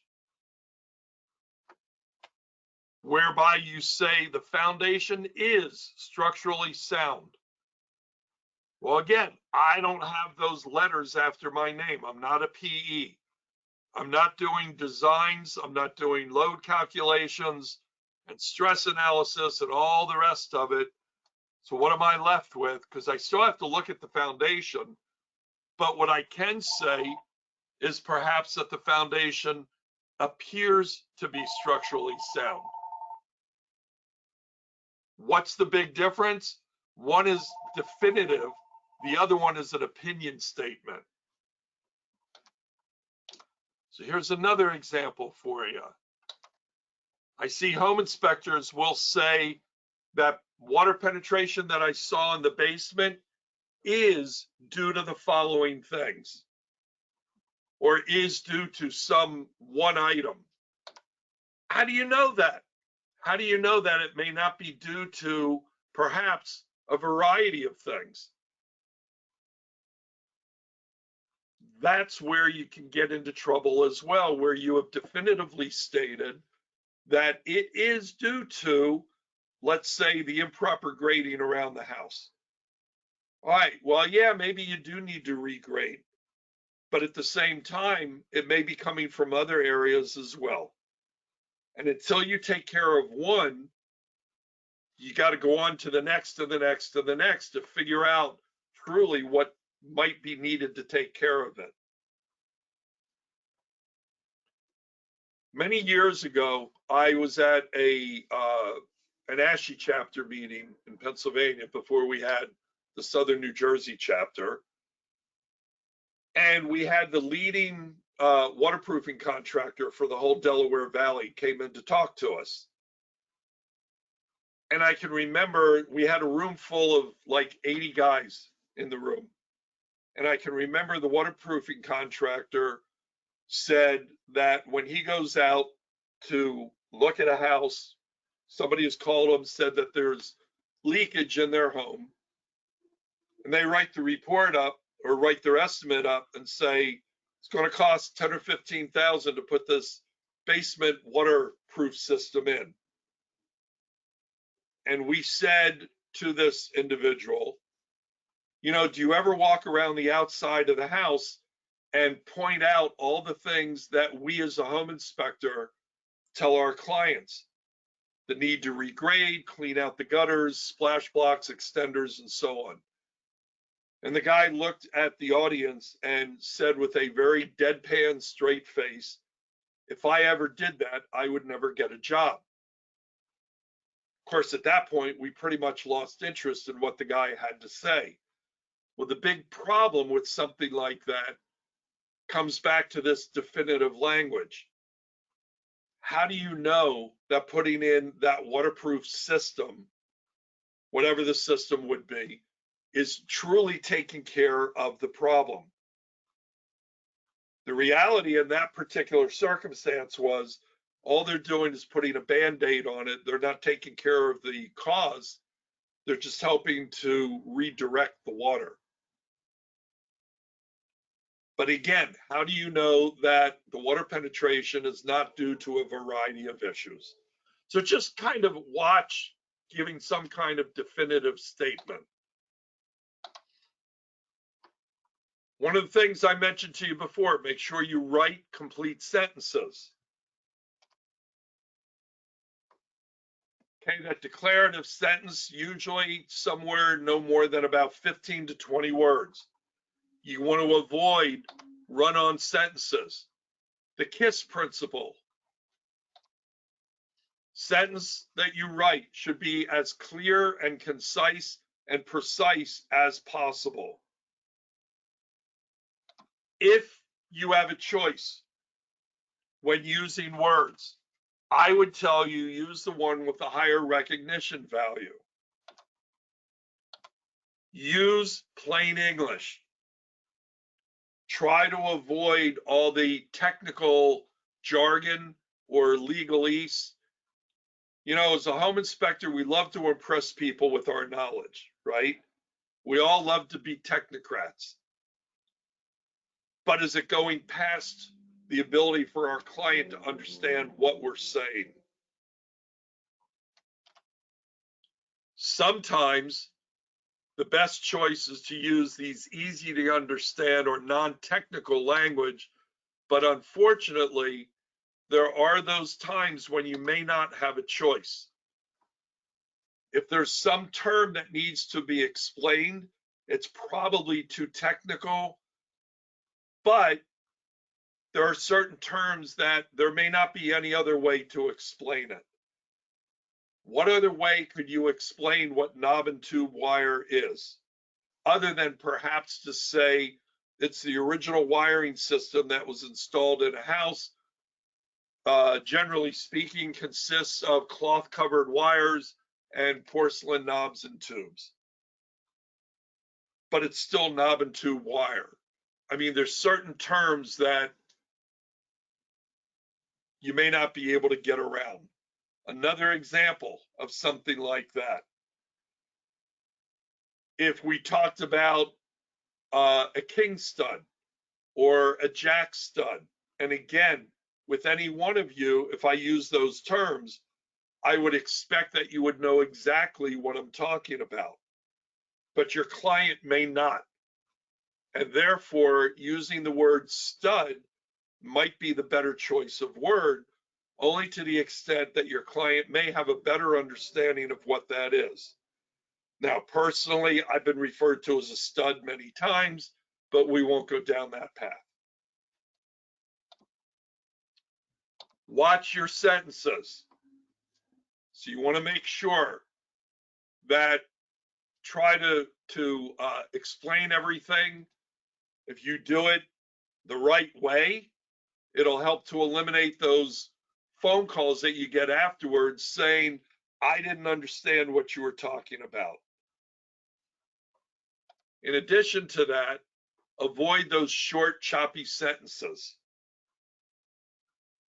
The other thing that you may want to do, and I talked about this before though, is try to give something of a perhaps a location where your client has a better understanding then of where these things truly exist. I wrote a report one time where there was a problem with one of the trusses in an attic. And the truss that I was talking about was directly over the attic access. Now, when you think about a regular attic access, how many trusses do you think there could be over top of an attic access? Maybe 2, maybe 3. So I wrote my report and I said that the problem was at a truss over the access. They couldn't find it. They had contractors come out there, couldn't find it. Of course, I was ready to say, well, you ought to go find a contractor who knows what they're doing. But what it taught me was I wasn't clear enough. And if I could have written it to say something along the extent of it's the third one from the left rear corner type of thing, maybe that would be a better way of doing it, where that situation is appropriate. The other thing, of course, should you take pictures or not? Best advice? Yes, pictures are worth their weight in gold. Worth 1,000 words, right? But the problem with that is you got to watch some of the pictures that you take, and I'll show you that momentarily. The advice is, one of the things that I do in my report, the first 4 pictures are the 4 elevations of the home. And they're labeled front, left, right, rear, and so on. That way it leaves very little imagination as to what I'm referring to in my written report. When it comes to the left and the right, it's being identified as facing the front of the house or facing the front door, typically from the street, as opposed to from inside the house and looking out, because then at that point, the left and the right become reversed. Try to avoid compass points. I see a lot of home inspectors who will say the problem is at the northwest corner of the house. Well, where exactly is the northwest corner? Your client may not have any idea. Most clients don't even know how to read a compass. I don't know how many of you know how to read a compass. Do I know how to read one? Yeah, I do. That's the Boy Scout in me. I'm an Eagle Scout and all that. I'm still involved in Scouts. Been a leader for over 50 years. I teach map and compass reading and all that. I wasn't in the military to learn it, but I did learn it over the years. Yeah, I know how to read one, but not everybody does. And that's okay, and I recognize that. But try to avoid those issues. Some things that you put in there could be very easily understood. You put a picture in there of the missing or damaged or whatever insulation on the air conditioning line. The more important types of things to put in there is something along the lines of those areas where you might have limited view or mobility in a certain area. Not only does it go in the report, but this also helps to give you that protection from liability. When you're out there, understand when you write your report, you're writing it based on the time frame you're performing your inspection from the time frame of when the current individual is living in the house, right? Now the house gets emptied out. Conditions change in terms of the way the house is set up. These boxes, all the storage is removed. And now the client, when they move in, they find all these problems.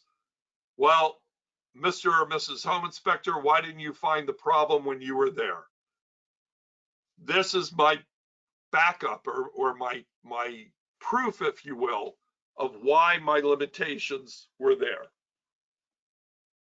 So I can tell you when I get these cases, one of the things that I need to be able to do is to basically look at the house through your eyes the day you were out there, through the conditions that existed when you were there. And that's why the written report and the pictures you put in a report become very critical. Now, let me state this. There is absolutely nothing in our regulations that requires pictures to be in a report, just to be very clear about that.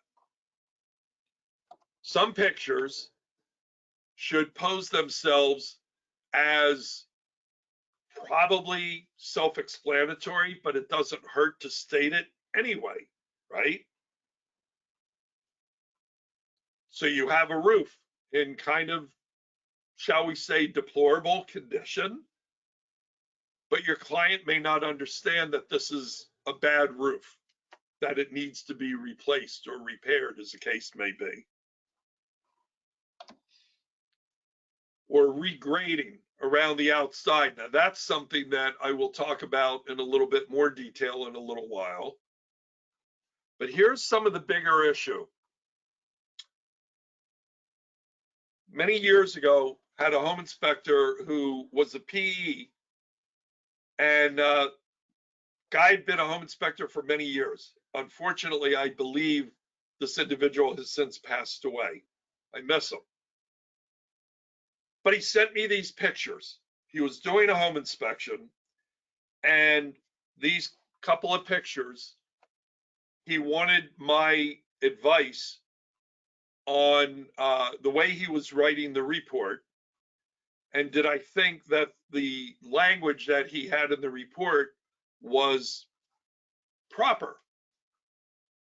And I'm looking at the issues, and this is the other picture that he sent me. His attention was very, very focused on the structural concerns that he had with respect to the holes that were bored in the joists. Please make sure, if you're going to put pictures in your report, that where needed, that you crop them to show only what you wanted to be, that you're trying to talk about or depict. Because anything else that you put where it's not mentioned in the report could be very detrimental to you. When I looked at this picture, And I said something to him besides all the other problems with the structure, which is the focus of his attention. And I said, well, by the way, does your report say anything about the sagging pecs that was in there? And not that, as I said before, not that he was a bad inspector, but his attention was just so focused on the issue with respect to the holes through the joist that he completely missed the sagging pecs until I pointed it out to him.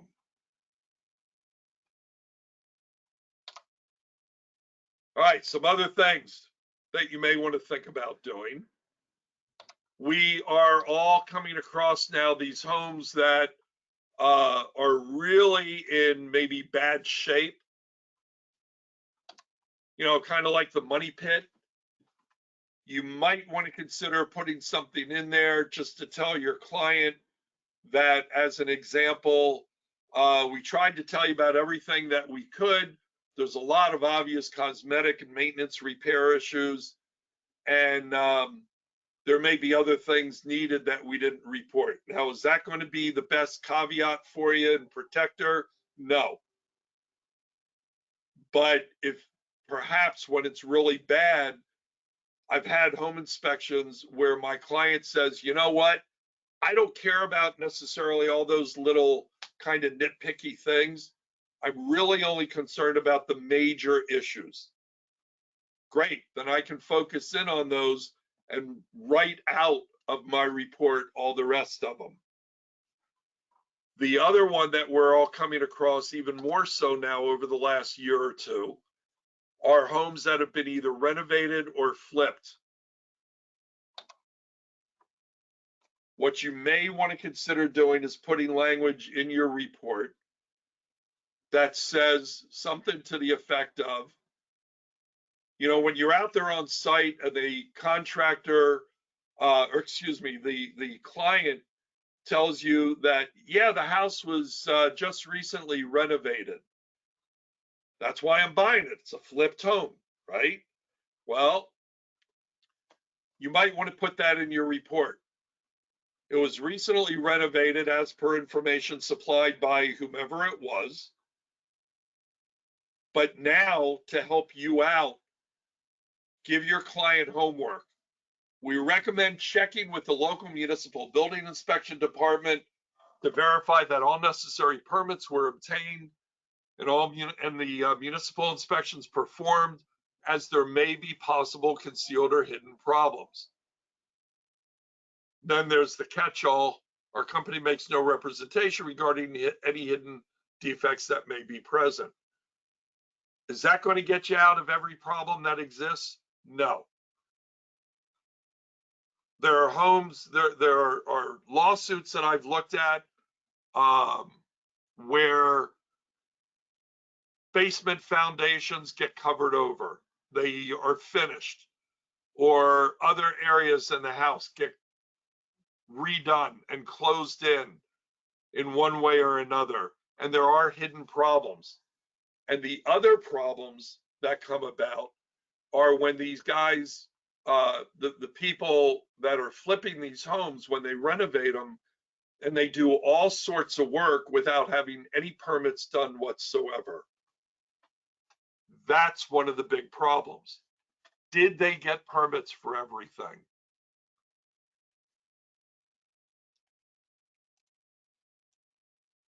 Give you another one. If during the course of an inspection, something looks abnormal, if it looks out of place while you're performing an inspection, you need to make sure that you report it, or at least recommend that your client talk to the owner for further information. Were there basement joists, maybe that were sistered and you can't figure out why? This is something that I came across relatively recently. The outside of the foundation has sheet metal on it. I have never seen sheet metal on the outside of a foundation before. So I'm trying to figure out, well, what's going on? And by the way, there is zero mention in the home inspection report of this. Then I look at the stamped concrete patio out back, and the patio is very visibly sloping back towards the house. Now, because I'm working on a lawsuit with this, I put a level to it, and it is absolutely sloping by about 3/8 of an inch back towards the house. You go down the basement, and there was a picture taken by the home inspector, and the picture that he took was showing the electric panels in the unfinished portion of the basement. And all he was doing was just trying to put a picture in showing the panels. What I want you to take notice of is to the left and the right side upper corners of these panels. Look at the block foundation.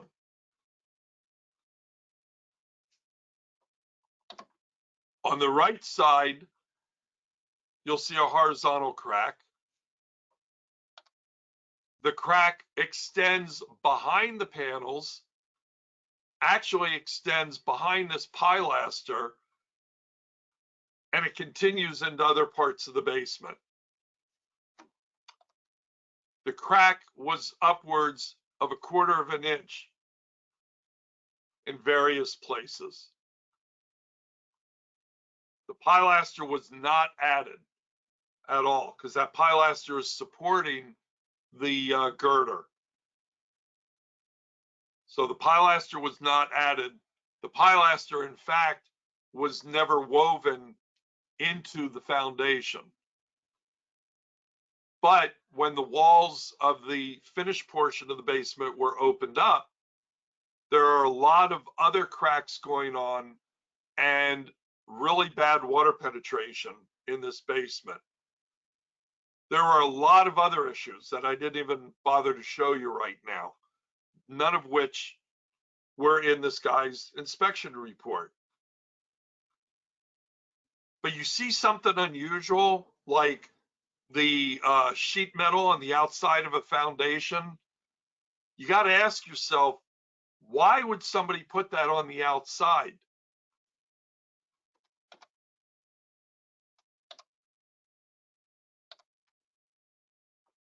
Some other issues. You don't want to state the age of roof material. There's a difference when you talk about even, I would not state the remaining life expectancy of that material either. Those are problems. There was a home inspection report where, if you look at the top of it, they actually stated in their report the estimated age and the original lifespan of this. And that becomes a big problem because now you're almost giving somebody a guarantee or a warranty as to how much longer that component could last. Here's another issue. One of the big complaints against home inspectors, we talked about this before, is water penetration or water intrusion into a basement or a crawl space. My advice to you is that every home inspection report, now this is simply a picture of improper grading, but the problem that I see is where home inspectors will put diagrams in their report where the diagram itself gives exact information, such as on the left side of this, where they talk about the grading is 2 inches per foot slope. Is that correct? I don't know. I don't know whether or not it truly needs to be 2 inches per foot. I don't know whether or not there's other things that are going on. I don't know if they need to have a better slope than that. What I am suggesting to you is that you may want to put something in there about the need to maintain a positive slope, just kind of in general, rather than stating also, and I've seen home inspection reports that'll be written that'll say, well, you need to regrade around the north side or the front wall of the house. Yet I can tell you that we all miss areas. Therefore, keep it general. If you keep reading this, check with the owner or the owner's representative about maybe known lower level problems. Prior to further evaluation and expenditure, perform the following things.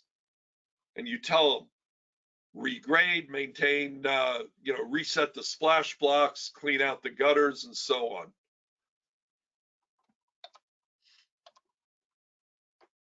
Sometimes you can put standard language in there. You want to call it boilerplate? Yeah, that's pretty much what it is. Keep the shrubbery cut back. Keep everything painted, caulked, sealed. Why? To prevent moisture penetration or water damage, as the case may be. These are just general things in a report to help keep you out of trouble. You go out and you perform an inspection and you see one of these in the lawn, or you see many of them around the perimeter of the house on the outside. Please don't mistake this for a lawn sprinkler head. Please don't put this in your report as saying, I didn't check the sprinkler system. This is a termite bait station. Why was the bait station put there? Could have been preventative. Who knows? Are we required to report this? Are we required to report the fact in a home inspection report that the house has been termite treated? The answer is no, we aren't. However, to put something in the report about it could potentially save you in the long run. And the reason for that is to have language that goes in there to this nature. Evidence of termite treatment was noted. The last sentence is the more critical one. Naturally, can't make any representations about possible hidden damage. In other words, I'm putting my client on notice. It's worth reporting. You see termite tunnels. You see some kind of activity in the house. You tell them what you saw, maybe where you saw it. Have a company, pest control company, come out there to perform whatever treatment may be necessary if it hasn't already been done. And again, the last sentence, there could be possible hidden damage.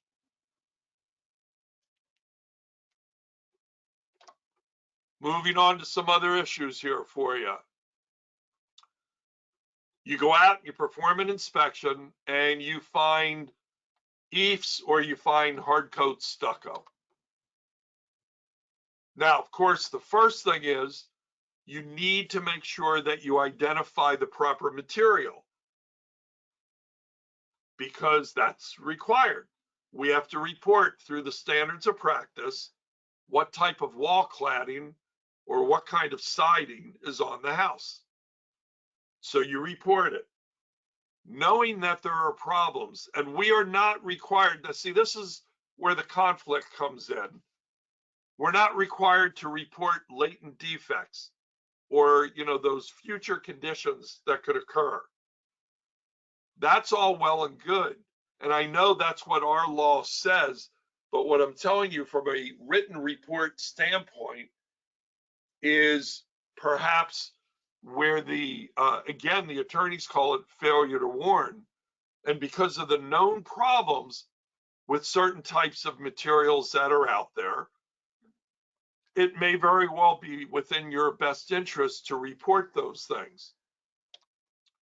So you can report some of the conditions that you see, maybe some of the problems, the lack of kickout flashing, or the cracks that you see, or maybe the damage that you see, or the fact that you have the siding is in direct contact with the roof instead of a gap. I mean, you can list those things, but here's the more critical type of thing. So you tell your client, this is the type of siding that's on the house. Here's some of the areas where I saw that it was installed incorrectly. And then the second paragraph, there are some known problems with it. Here are some of the things that could occur.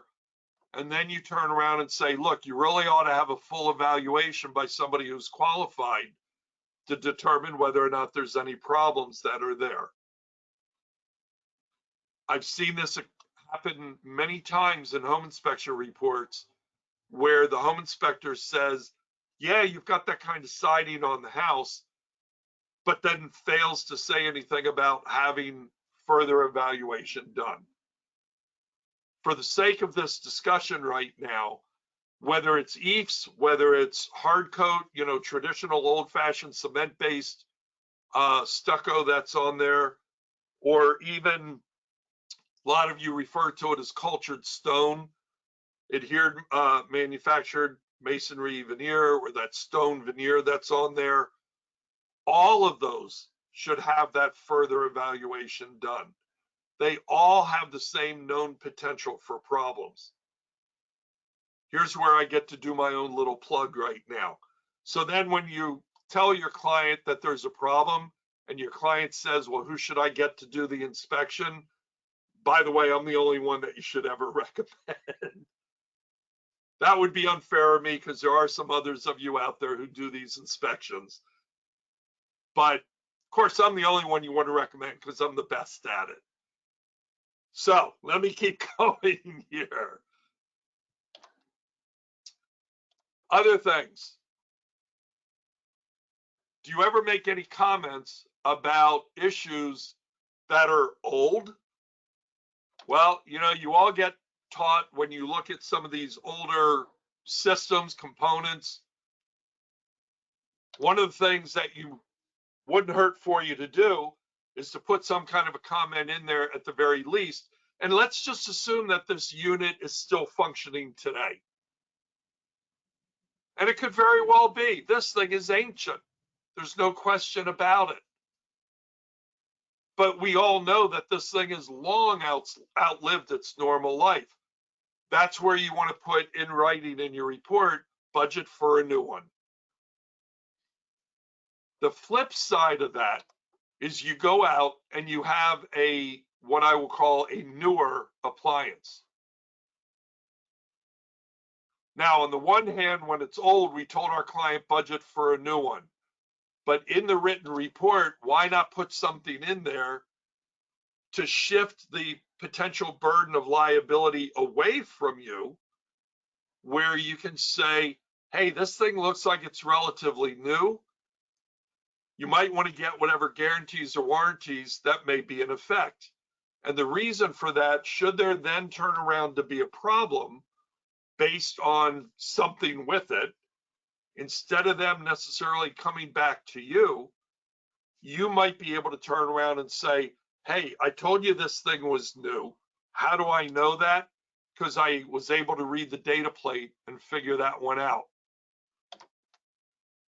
But because I put that wording in here, what I'm trying to tell you is, you know what? There might be somebody else responsible, like the installer, the manufacturer, the contractor who put it in. So it's one way to shift the burden of potential liability here. Some other things, when it comes to electric, What you may want to do is put some notation in here. We are required to tell people what the service amperage and voltage is to the house. But what happens if you're wrong? You might want to recommend to your client that if that's part of their decision in wanting to buy the house, they may want to contact somebody to determine the exact service capacity. It's just kind of a little caveat. This is the bigger one. Most of you are probably, all of you, I'm guessing, would put something into your report that talks about the need for GFCIs, right? Regardless of maybe how old the house is. Why not put something in there that also talks about AFCIs? AFCIs have not been around that long by comparison to GFCIs. And of course, they are required in pretty much all living spaces in a home at this point. Where's the harm in my telling anybody, just as I would with not having GFCIs, where is the harm in saying, hey, you may also want to put in an AFCI? Why? Those of you who are aware of, I said this, I think even earlier, that was my living room. Many of you have heard my talk over the years, the last few years, that I had a major house fire. My grandmother's antique lamp that I had in the back corner of this living room had essentially the cloth covered wire on the lamp cord. Either it frayed over the years or one of my cats got to it, something happened. We were never able to prove 100% that there was an arc that caused the fire. But I can tell you that this is the master bedroom directly above the living room. And we lost our house in basically 10 minutes. Now, the moral of the story, going back to this, would an AFCI have protected this from happening? Look, I don't know that for sure. The fire marshal who came out here to look at it, the county fire marshal was somebody that I've known for a very long time. We couldn't figure it out between us. He knows what I do for a living. And we were never able to figure out with 100% accuracy what caused the fire to begin. But my belief is, if you put information in your report about GFCIs, why not put it in there about recommending AFCIs? And yes, should I have sued the home inspector? The smart comment that I usually get from somebody was, well, who did the inspection on this house anyway? Yeah, I guess I should sue the inspector, but I'm going to end up getting exactly what I paid for. Let me go to another thing on electric. So you might want to just state that perhaps you only tested a representative number of switches, lights, and receptacles. You know, the fact that these devices all wear with age may require replacement at any time, just part of normal maintenance. Switching gears for a moment, talk about some gas pipe. For those of you who may or may not be totally aware, CSST, corrugated stainless steel tubing, is required to be bonded and grounded. That is totally different type of pipe than an appliance connector, a gas connector, such as you would find, let's say, with a gas furnace, a gas water heater. Those appliance connectors are not required to be bonded or grounded. And the reason for the CSST needing to be bonded or grounded is because without that, they could have holes in them. Now, not to get into a whole long dissertation about the technical aspects of this, but I wanted to put this out here for you. The language that I just put here, and this is actually verbatim. There are about a half a dozen or so states in the US where the licensed home inspectors in those states are required to have this exact language in their reports. And every state that I've looked at that requires some language about CSST, they use this exact same language. I've not seen any differences state to state. So I put this out here for you just as something that you may want to consider including in your report as well. I don't know how many of you, if any, put any language in there, but I thought I would put this out here for you.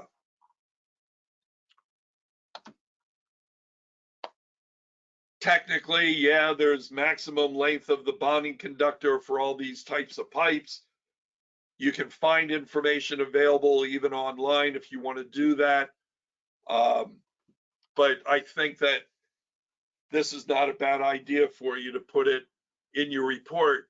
But again, please make sure that you are only doing that for the actual CSST where it exists. You are not putting it in there when it's strictly appliance connectors or gas connectors, because they are vastly different. All right, mold. Big issue now, right? I've got all sorts of lawsuits that I end up seeing about things like this. What you may want to do, because this is, you know, in the legal world, it was like the lawsuit du jour. It's the lawsuit of the day. You might want to put some language in there. You can choose to use whatever language you want, possible mold, biohazard, all the different language. But the idea here is to say that we recommend further evaluation. And the reason for that is because certain types of molds have been found to cause health problems for some individuals. Are you required to put anything like that in your report? The answer is no. In the list of 22 exclusions that a home inspector is not required to do, this is number 13 on the list. So on the one hand, I have the law that clearly says I don't have to report it. Yet on the other hand, from a realistic standpoint, I know that if I don't put something in my report, I run the risk of having a problem down the line. Here's some other language. This is from one of the E&O carriers, where this is exact language that I got from one of the insurance companies. And it's sort of some of the same language where there's accumulation of water penetration, you know, it should be cleaned and all these other things because there are health problems, have it further evaluated. The failure to eliminate mold or mold growth has been found to cause health concerns in some individuals.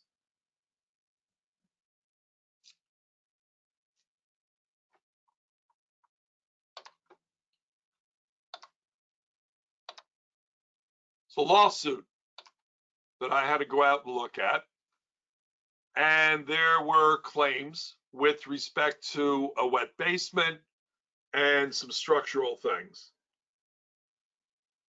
So the report itself, under the walls of the this type of report, stated that the cinder block walls appear serviceable and the cracks noted in the stucco are typical. It appears that bigger cracks have been previously repaired. My concern for something like that is that what is a typical crack? Appears serviceable for the condition. What does that mean? Here's the other part of this guy's report. This is regarding the wet basement part of it. Now, I will give him credit in this case where he said the inspection was limited because it was finished by all these different things, didn't allow inspection of the foundation floor. Then it goes on, talks about symptoms of prior water entry exist and where. Talks about talking to the owner, get complete disclosure. And then he's got some other caveat language in there. Well, one of the issues that I get concerned with is when, like the page before this, where the home inspector says the wall appears serviceable or that the cracks are typical. That by itself is an issue. Of course, the other issue here, as somebody just pointed out, are they truly cinder blocks or are they concrete blocks? I'd be willing to place money to say that it's probably concrete, not cinder, but I don't know that.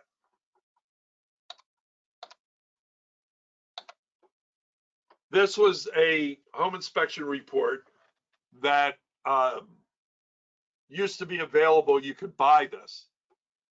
And I know the guys who wrote it. I've known these guys for 20, 25 years. It was a national report that you could buy.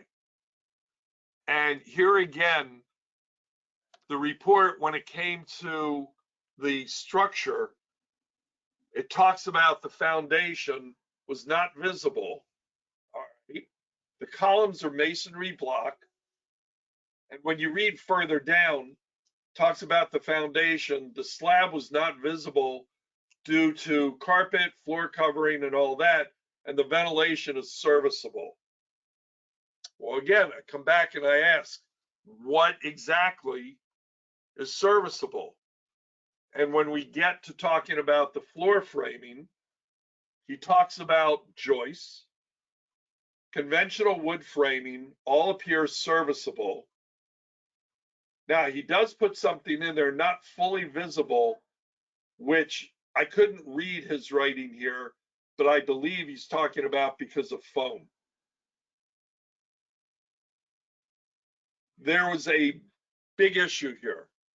This was an insurance claim, a lawsuit against a home inspector. And the insurance company, this is a house that was in Savannah, Georgia. And they sent me down there to look at this. And here's the front of the house. Here's the back of the house. Now, before I have anybody making any kind of comments, give me a moment to explain before you jump on me. But I will tell you that was the crawl space access, which had a metal grate over it. And the metal grate, I moved it, but that had never been moved out of position. And I got to tell you, there is no possible way, even in my younger days, my thinner, younger days, I never would have been able to contort myself to be able to get into that crawl space. When I got there, this was the kitchen, and they had removed all the counters and everything else. Now, let me also tell you, the issue here was not necessarily one of ventilation or moisture penetration, but it started out where the buyer was going after the home inspector over the kitchen and the problems with the kitchen. And the home inspector said, in that, trying to defend himself, well, my client told me that when he moved in, or when I did the inspection, I really didn't need to be overly concerned about inspecting the kitchen, because when the client moves in, he's going to tear the kitchen out and renovate it anyway. The home inspection report did not indicate that. His pre-inspection agreement did not indicate that. And when it all came down to it, the client said, I never told the home inspector that. He should have inspected the kitchen. So when I got there, this is what I found. And you can see part of the kitchen floor torn open, subfloor removed. This is the dining room. The living room floor had been completely removed so that there was access to the crawl space from here. The reason I show you the different parts of the house, there's a hallway leading down to all the bedrooms. What I'm trying to show you here is there are multiple crawl spaces interconnected. When I went into the crawl space, I found evidence of termite treatment. I found evidence of wood. This is the front living room wall where the rim joist had been obviously replaced. That had not been done before just before I got there. That was done years before. But the crawl space itself had all sorts of rigid foam, spray foam insulation in it. The cross ties were all hanging loose.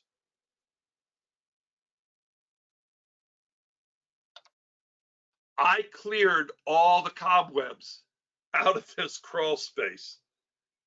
What it told me was the home inspector never got in here.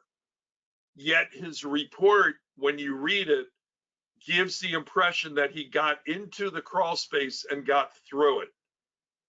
He never got in here. Likewise, when it came to the attic was not going to breathe whatsoever because of all the foam.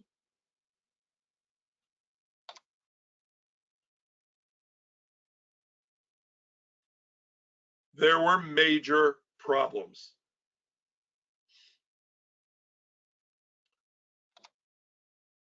All right, heating.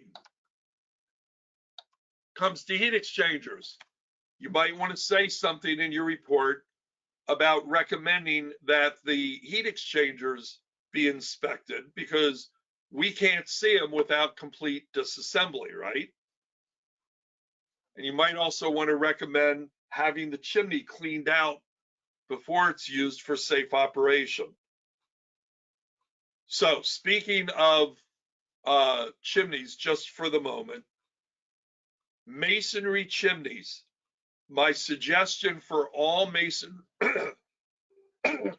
for all masonry chimneys at the very least is that you recommend an NFPA, National Fire Protection Association, but it's an NFPA 211, which is the standard, level 2, Roman numerals 2, like capital II, but it's an NFPA level, NFPA 211 level 2 chimney inspection.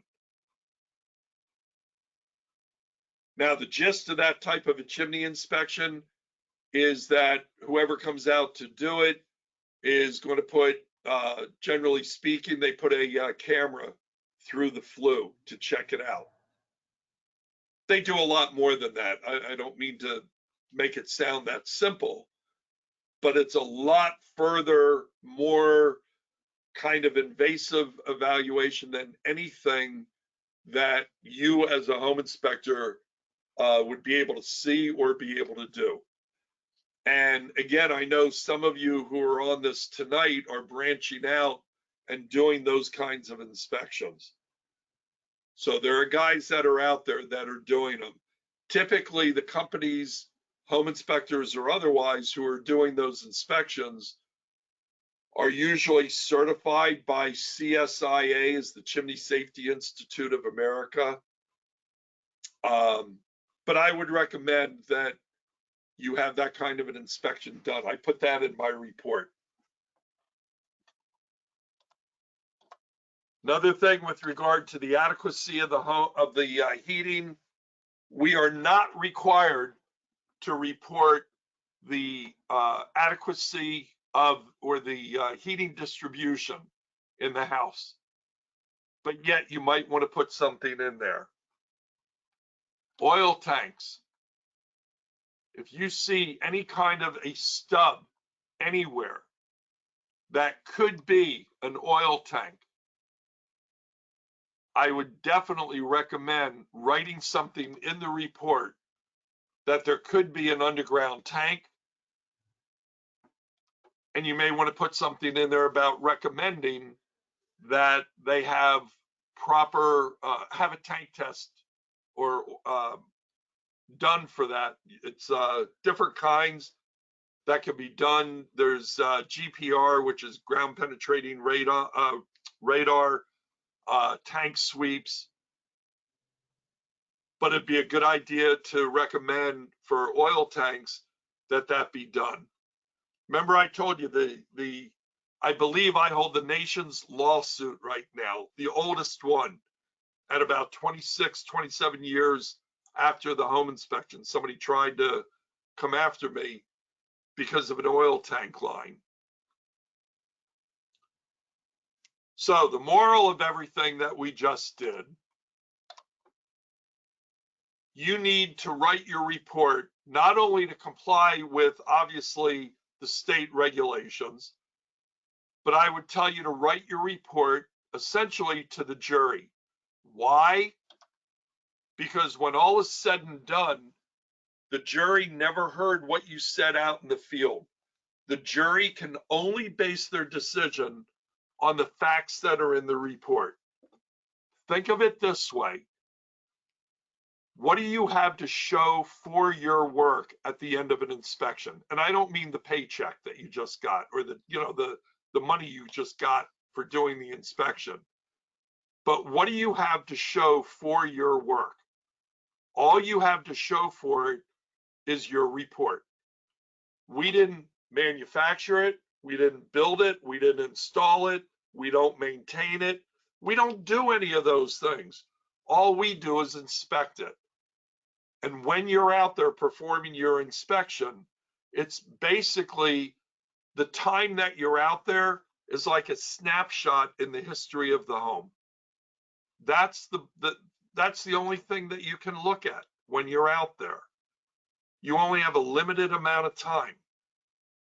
So the best thing I can tell you when you write your report is to make it as best as you possibly can and write it so that, God forbid, if it ever comes to it, it's so well written and so well documented with everything that the jury is able to base the decision on the facts that are contained within your report. So I promised you also that if we took a relatively short break, which we did, I would try to finish up earlier than we needed to. So I leave this open in case I confused everybody completely. But if anybody has any questions, this would be the time to go ahead and ask them. So I'm going to see if anybody has anything here. Thank you, Brian. Yes, how did I get so darn cute? I was born that way. What can I tell you? Anybody have any questions about anything? No? Where did everybody go? I don't know. But I would tell you if need be, I'll hang out for a couple more minutes. But if anybody has any kind of questions about anything, please feel free to don't call me, don't write me, don't email me. No, please feel free to contact me, and I'm more than happy to try to answer anything I can for you. Somebody is asking if I can go back to the slide before for the oil tank language. Hang on. That one, I believe.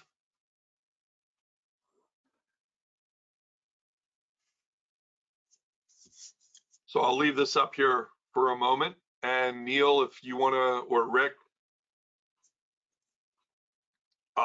somebody is asking a question. If there's new renovation with obvious violations, what should you say? Well, certainly we're not doing code compliance inspections, which is why I recommend that you send your client back to the municipality to find out if all the permits and all the municipal inspections were taken out and done. But if you find problems, I mean, I've done it where I've seen people who perhaps you can tell somebody maybe finished off a basement or something else. There was never a permit taken out.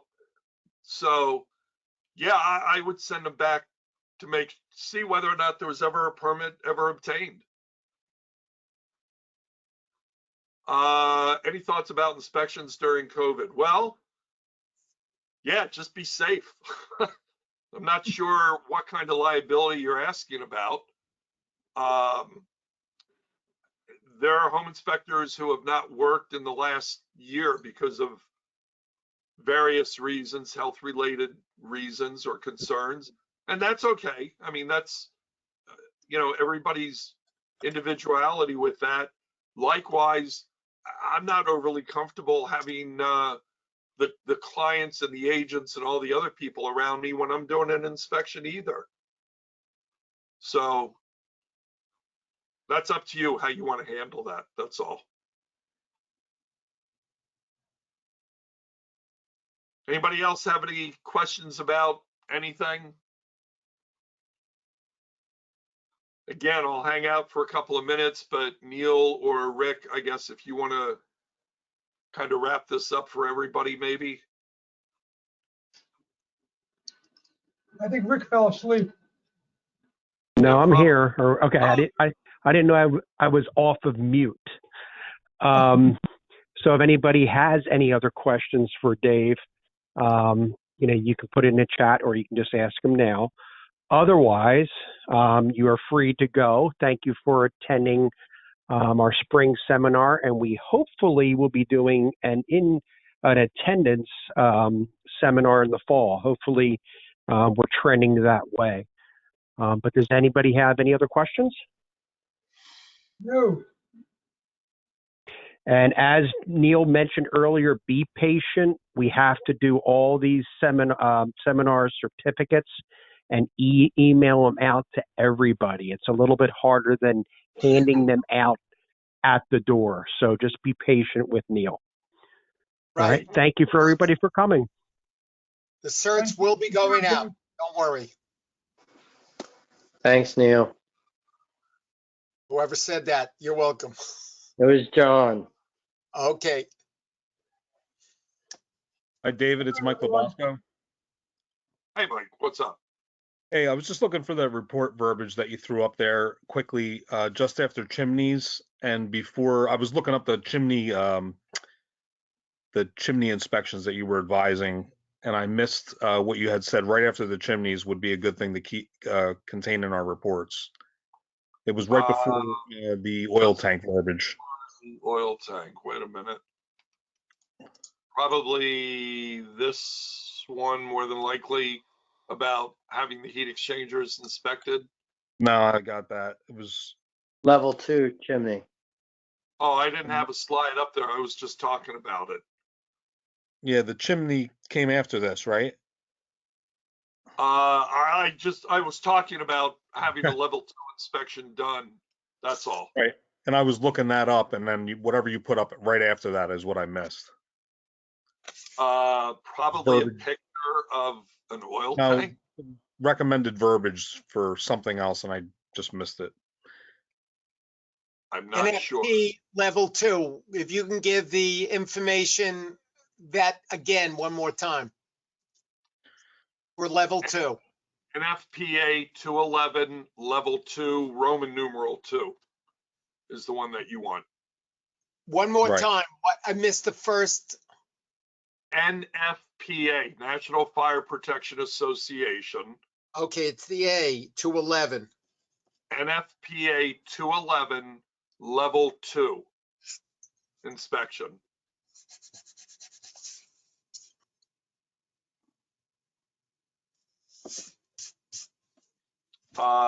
Dave Wolf, are you still there?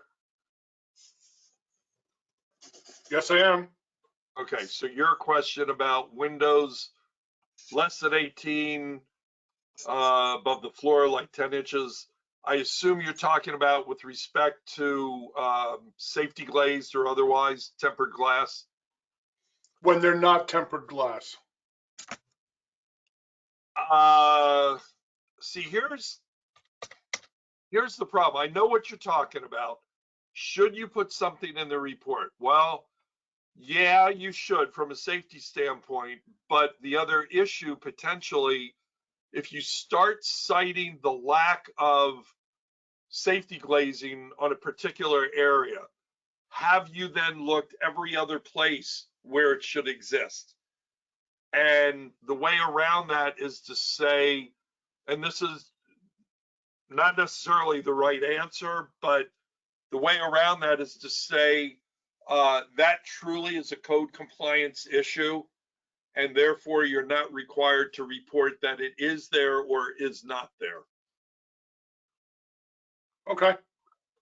Dave, can you have a general comment that says any glass within 18 inches of the floor should be safety glass? Yeah, you can, but then I go back to what I just said. Did you then look for safety glazing every other location where it should be? In the building code, sorry to use that B word. No, but just as there's a general comment, like. No, I understand that, but what I'm trying to say is there's about a dozen locations where safety glazing is required. And the fact that Right, you okay. then mention it in one area concerns me as to whether or not you have then looked for it and mentioned it in every other area where it may be required as well. Do you see what I'm Gotcha. saying? Yeah, definitely. You know, I'll Stair give you an landing. example. A sliding door on a bathtub or the stall shower door. You know, are you looking to see if those all are proper safety glaze? They're all within 18 inches of the floor, though. Yeah, The only one well, that's not is the stairwell. they may not be within 18 inches. It may not Might be a bathtub that you have with a tub door on it. That's probably more than easily could be over 18 inches off the floor. Or, I mean, there's so many different locations is what I'm trying to say. Right. There's nothing wrong, but I'm just concerned that if you put that in there, You're opening yourself up for litigation on what you missed. yeah, exactly. So putting in a general comment, maybe that, windows that are less than 18 inches to the floor, be mindful that they can be dangerous to people. Don't have to go in. Do you don't have to go into the tempered part of it. It's more of a failure, like goes failure warned. You didn't tell them that a 2-year-old could put its head through it. Then why aren't you saying things like that in every other aspect where it could be applicable? Okay, so it's the same thing if you comment on the safety glazing or not. Okay, got it. I hate to say it this way. Yes, it's sort of kind of damned if you do, damned if you don't. Right. Sometimes too much is a bad thing. Dave, I do Less mention is that. more. David, I do mention the glass within 18 inches of the floor because I see it so often in these tall windows. Yeah. The agents are saying that you can get around it by putting a adhesive on it. No, not that I'm aware of. I know what you're talking about. There is a film that supposedly will help to keep the glass from breaking into shards. Right. I've had a couple of cases that are bathroom related cases where people almost had their limbs severed with shower doors and things like that. And one of them that I can think of supposedly did have that film on it. I can only tell you when I saw it just how bad it was. Oh, wow. Because Now, it is fair enough. common. It is common to see the glass with, close to the floor, 5 inches or so. That isn't safety glass. Well, sure. At the same time, if I told you the side lights on a door, like the front door of the house, you got side lights, those are supposed to be safety glazed also. Yep. Mm. That's why I said there's about a dozen different locations. Are you reporting every single one of them?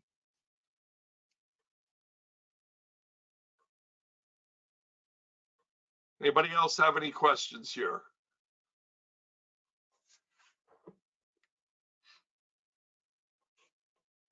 I believe I'll take that as a no, Neil. I didn't hear any. Dave, thanks a lot. You're was very great. welcome. Just see if there's somebody else. Is there somebody else with a comment here? Oh, No. can you put up that CSST slide again? I wanted to take a picture and I only got half of it. Hang on. Which picture? I'm gonna tell you The one, the wording? the wording. Yeah. That's this one.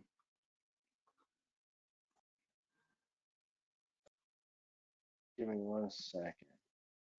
I think you can do screenshots. Yeah, I did. Yeah, I got it. All right. Dave, Thanks. Do you have the picture of the CSST with the hole in it? That one? Yeah, thanks. And what is really definition of safety glaze? I mean, how do you define that? Sort of like tempered glass. Oh, Yeah, tempered. I see. Thank you. It's usually marked in the bottom corner, laser etched. It's actually not usually, it is mandatory by federal law. It has to be permanently etched in the bottom corner of the glass. Okay, thanks, guys. That's a requirement that's actually existed off the top of my head, I want to say since 72. 72 or 75, I forget, but I think 1972. Because I have all those standards. When I don't see it, I do make a note of it and put it in the report. Okay. So then the majority of these shower doors, they should be safety glaze? All of them. All of them. Look, I can tell you when I rebuilt my house and I put, shower door on my shower, when the building inspector came out, and I knew him in my town, but when he came out, that was absolutely one of the things that he wanted to check to verify. He wasn't just going to take my word for it.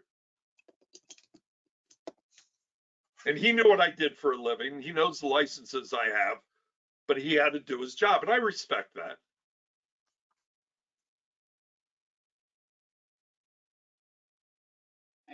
Can you put up the BTU slide again? Yeah, I believe so. Maybe, if I can find it. BTU on is this one? No, this one. There we go. That one. That one, thank you.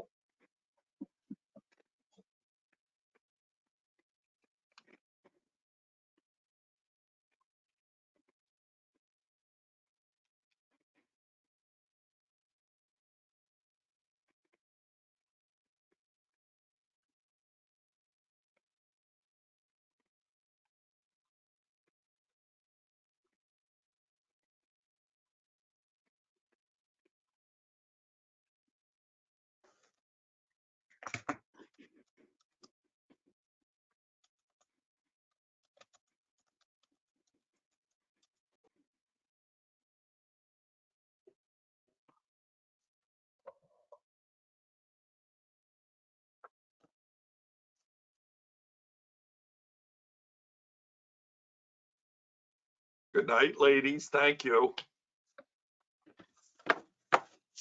Good night. Make See you, sure you Neil. shut off both computers. Okay. Mark No, Speaker, are you still there? I don't know if Mark is still there. Yes, he is Night, there. Neil. Good night. Oh, you switched rooms? Thanks, Dave. You're welcome. Take care. Oh, I just turned it on.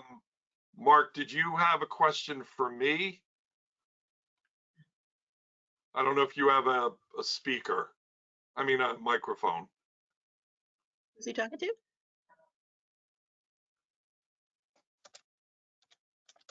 Mark Speaker, if you've got a question, I guess type it in, please. Oh, are you required to inspect shower doors? Well, yeah, but that goes back to what I said before with respect to safety glazing in the multitude of places where it could be required. Do you want to check for it or not? Once you check for it in one place, did you check for it everywhere else? And that would be my concern, that perhaps you missed something. And the way you get around that is to simply say, well, look, that's code compliance and we don't do code compliance inspections. I don't know if that's the answer to your question or not.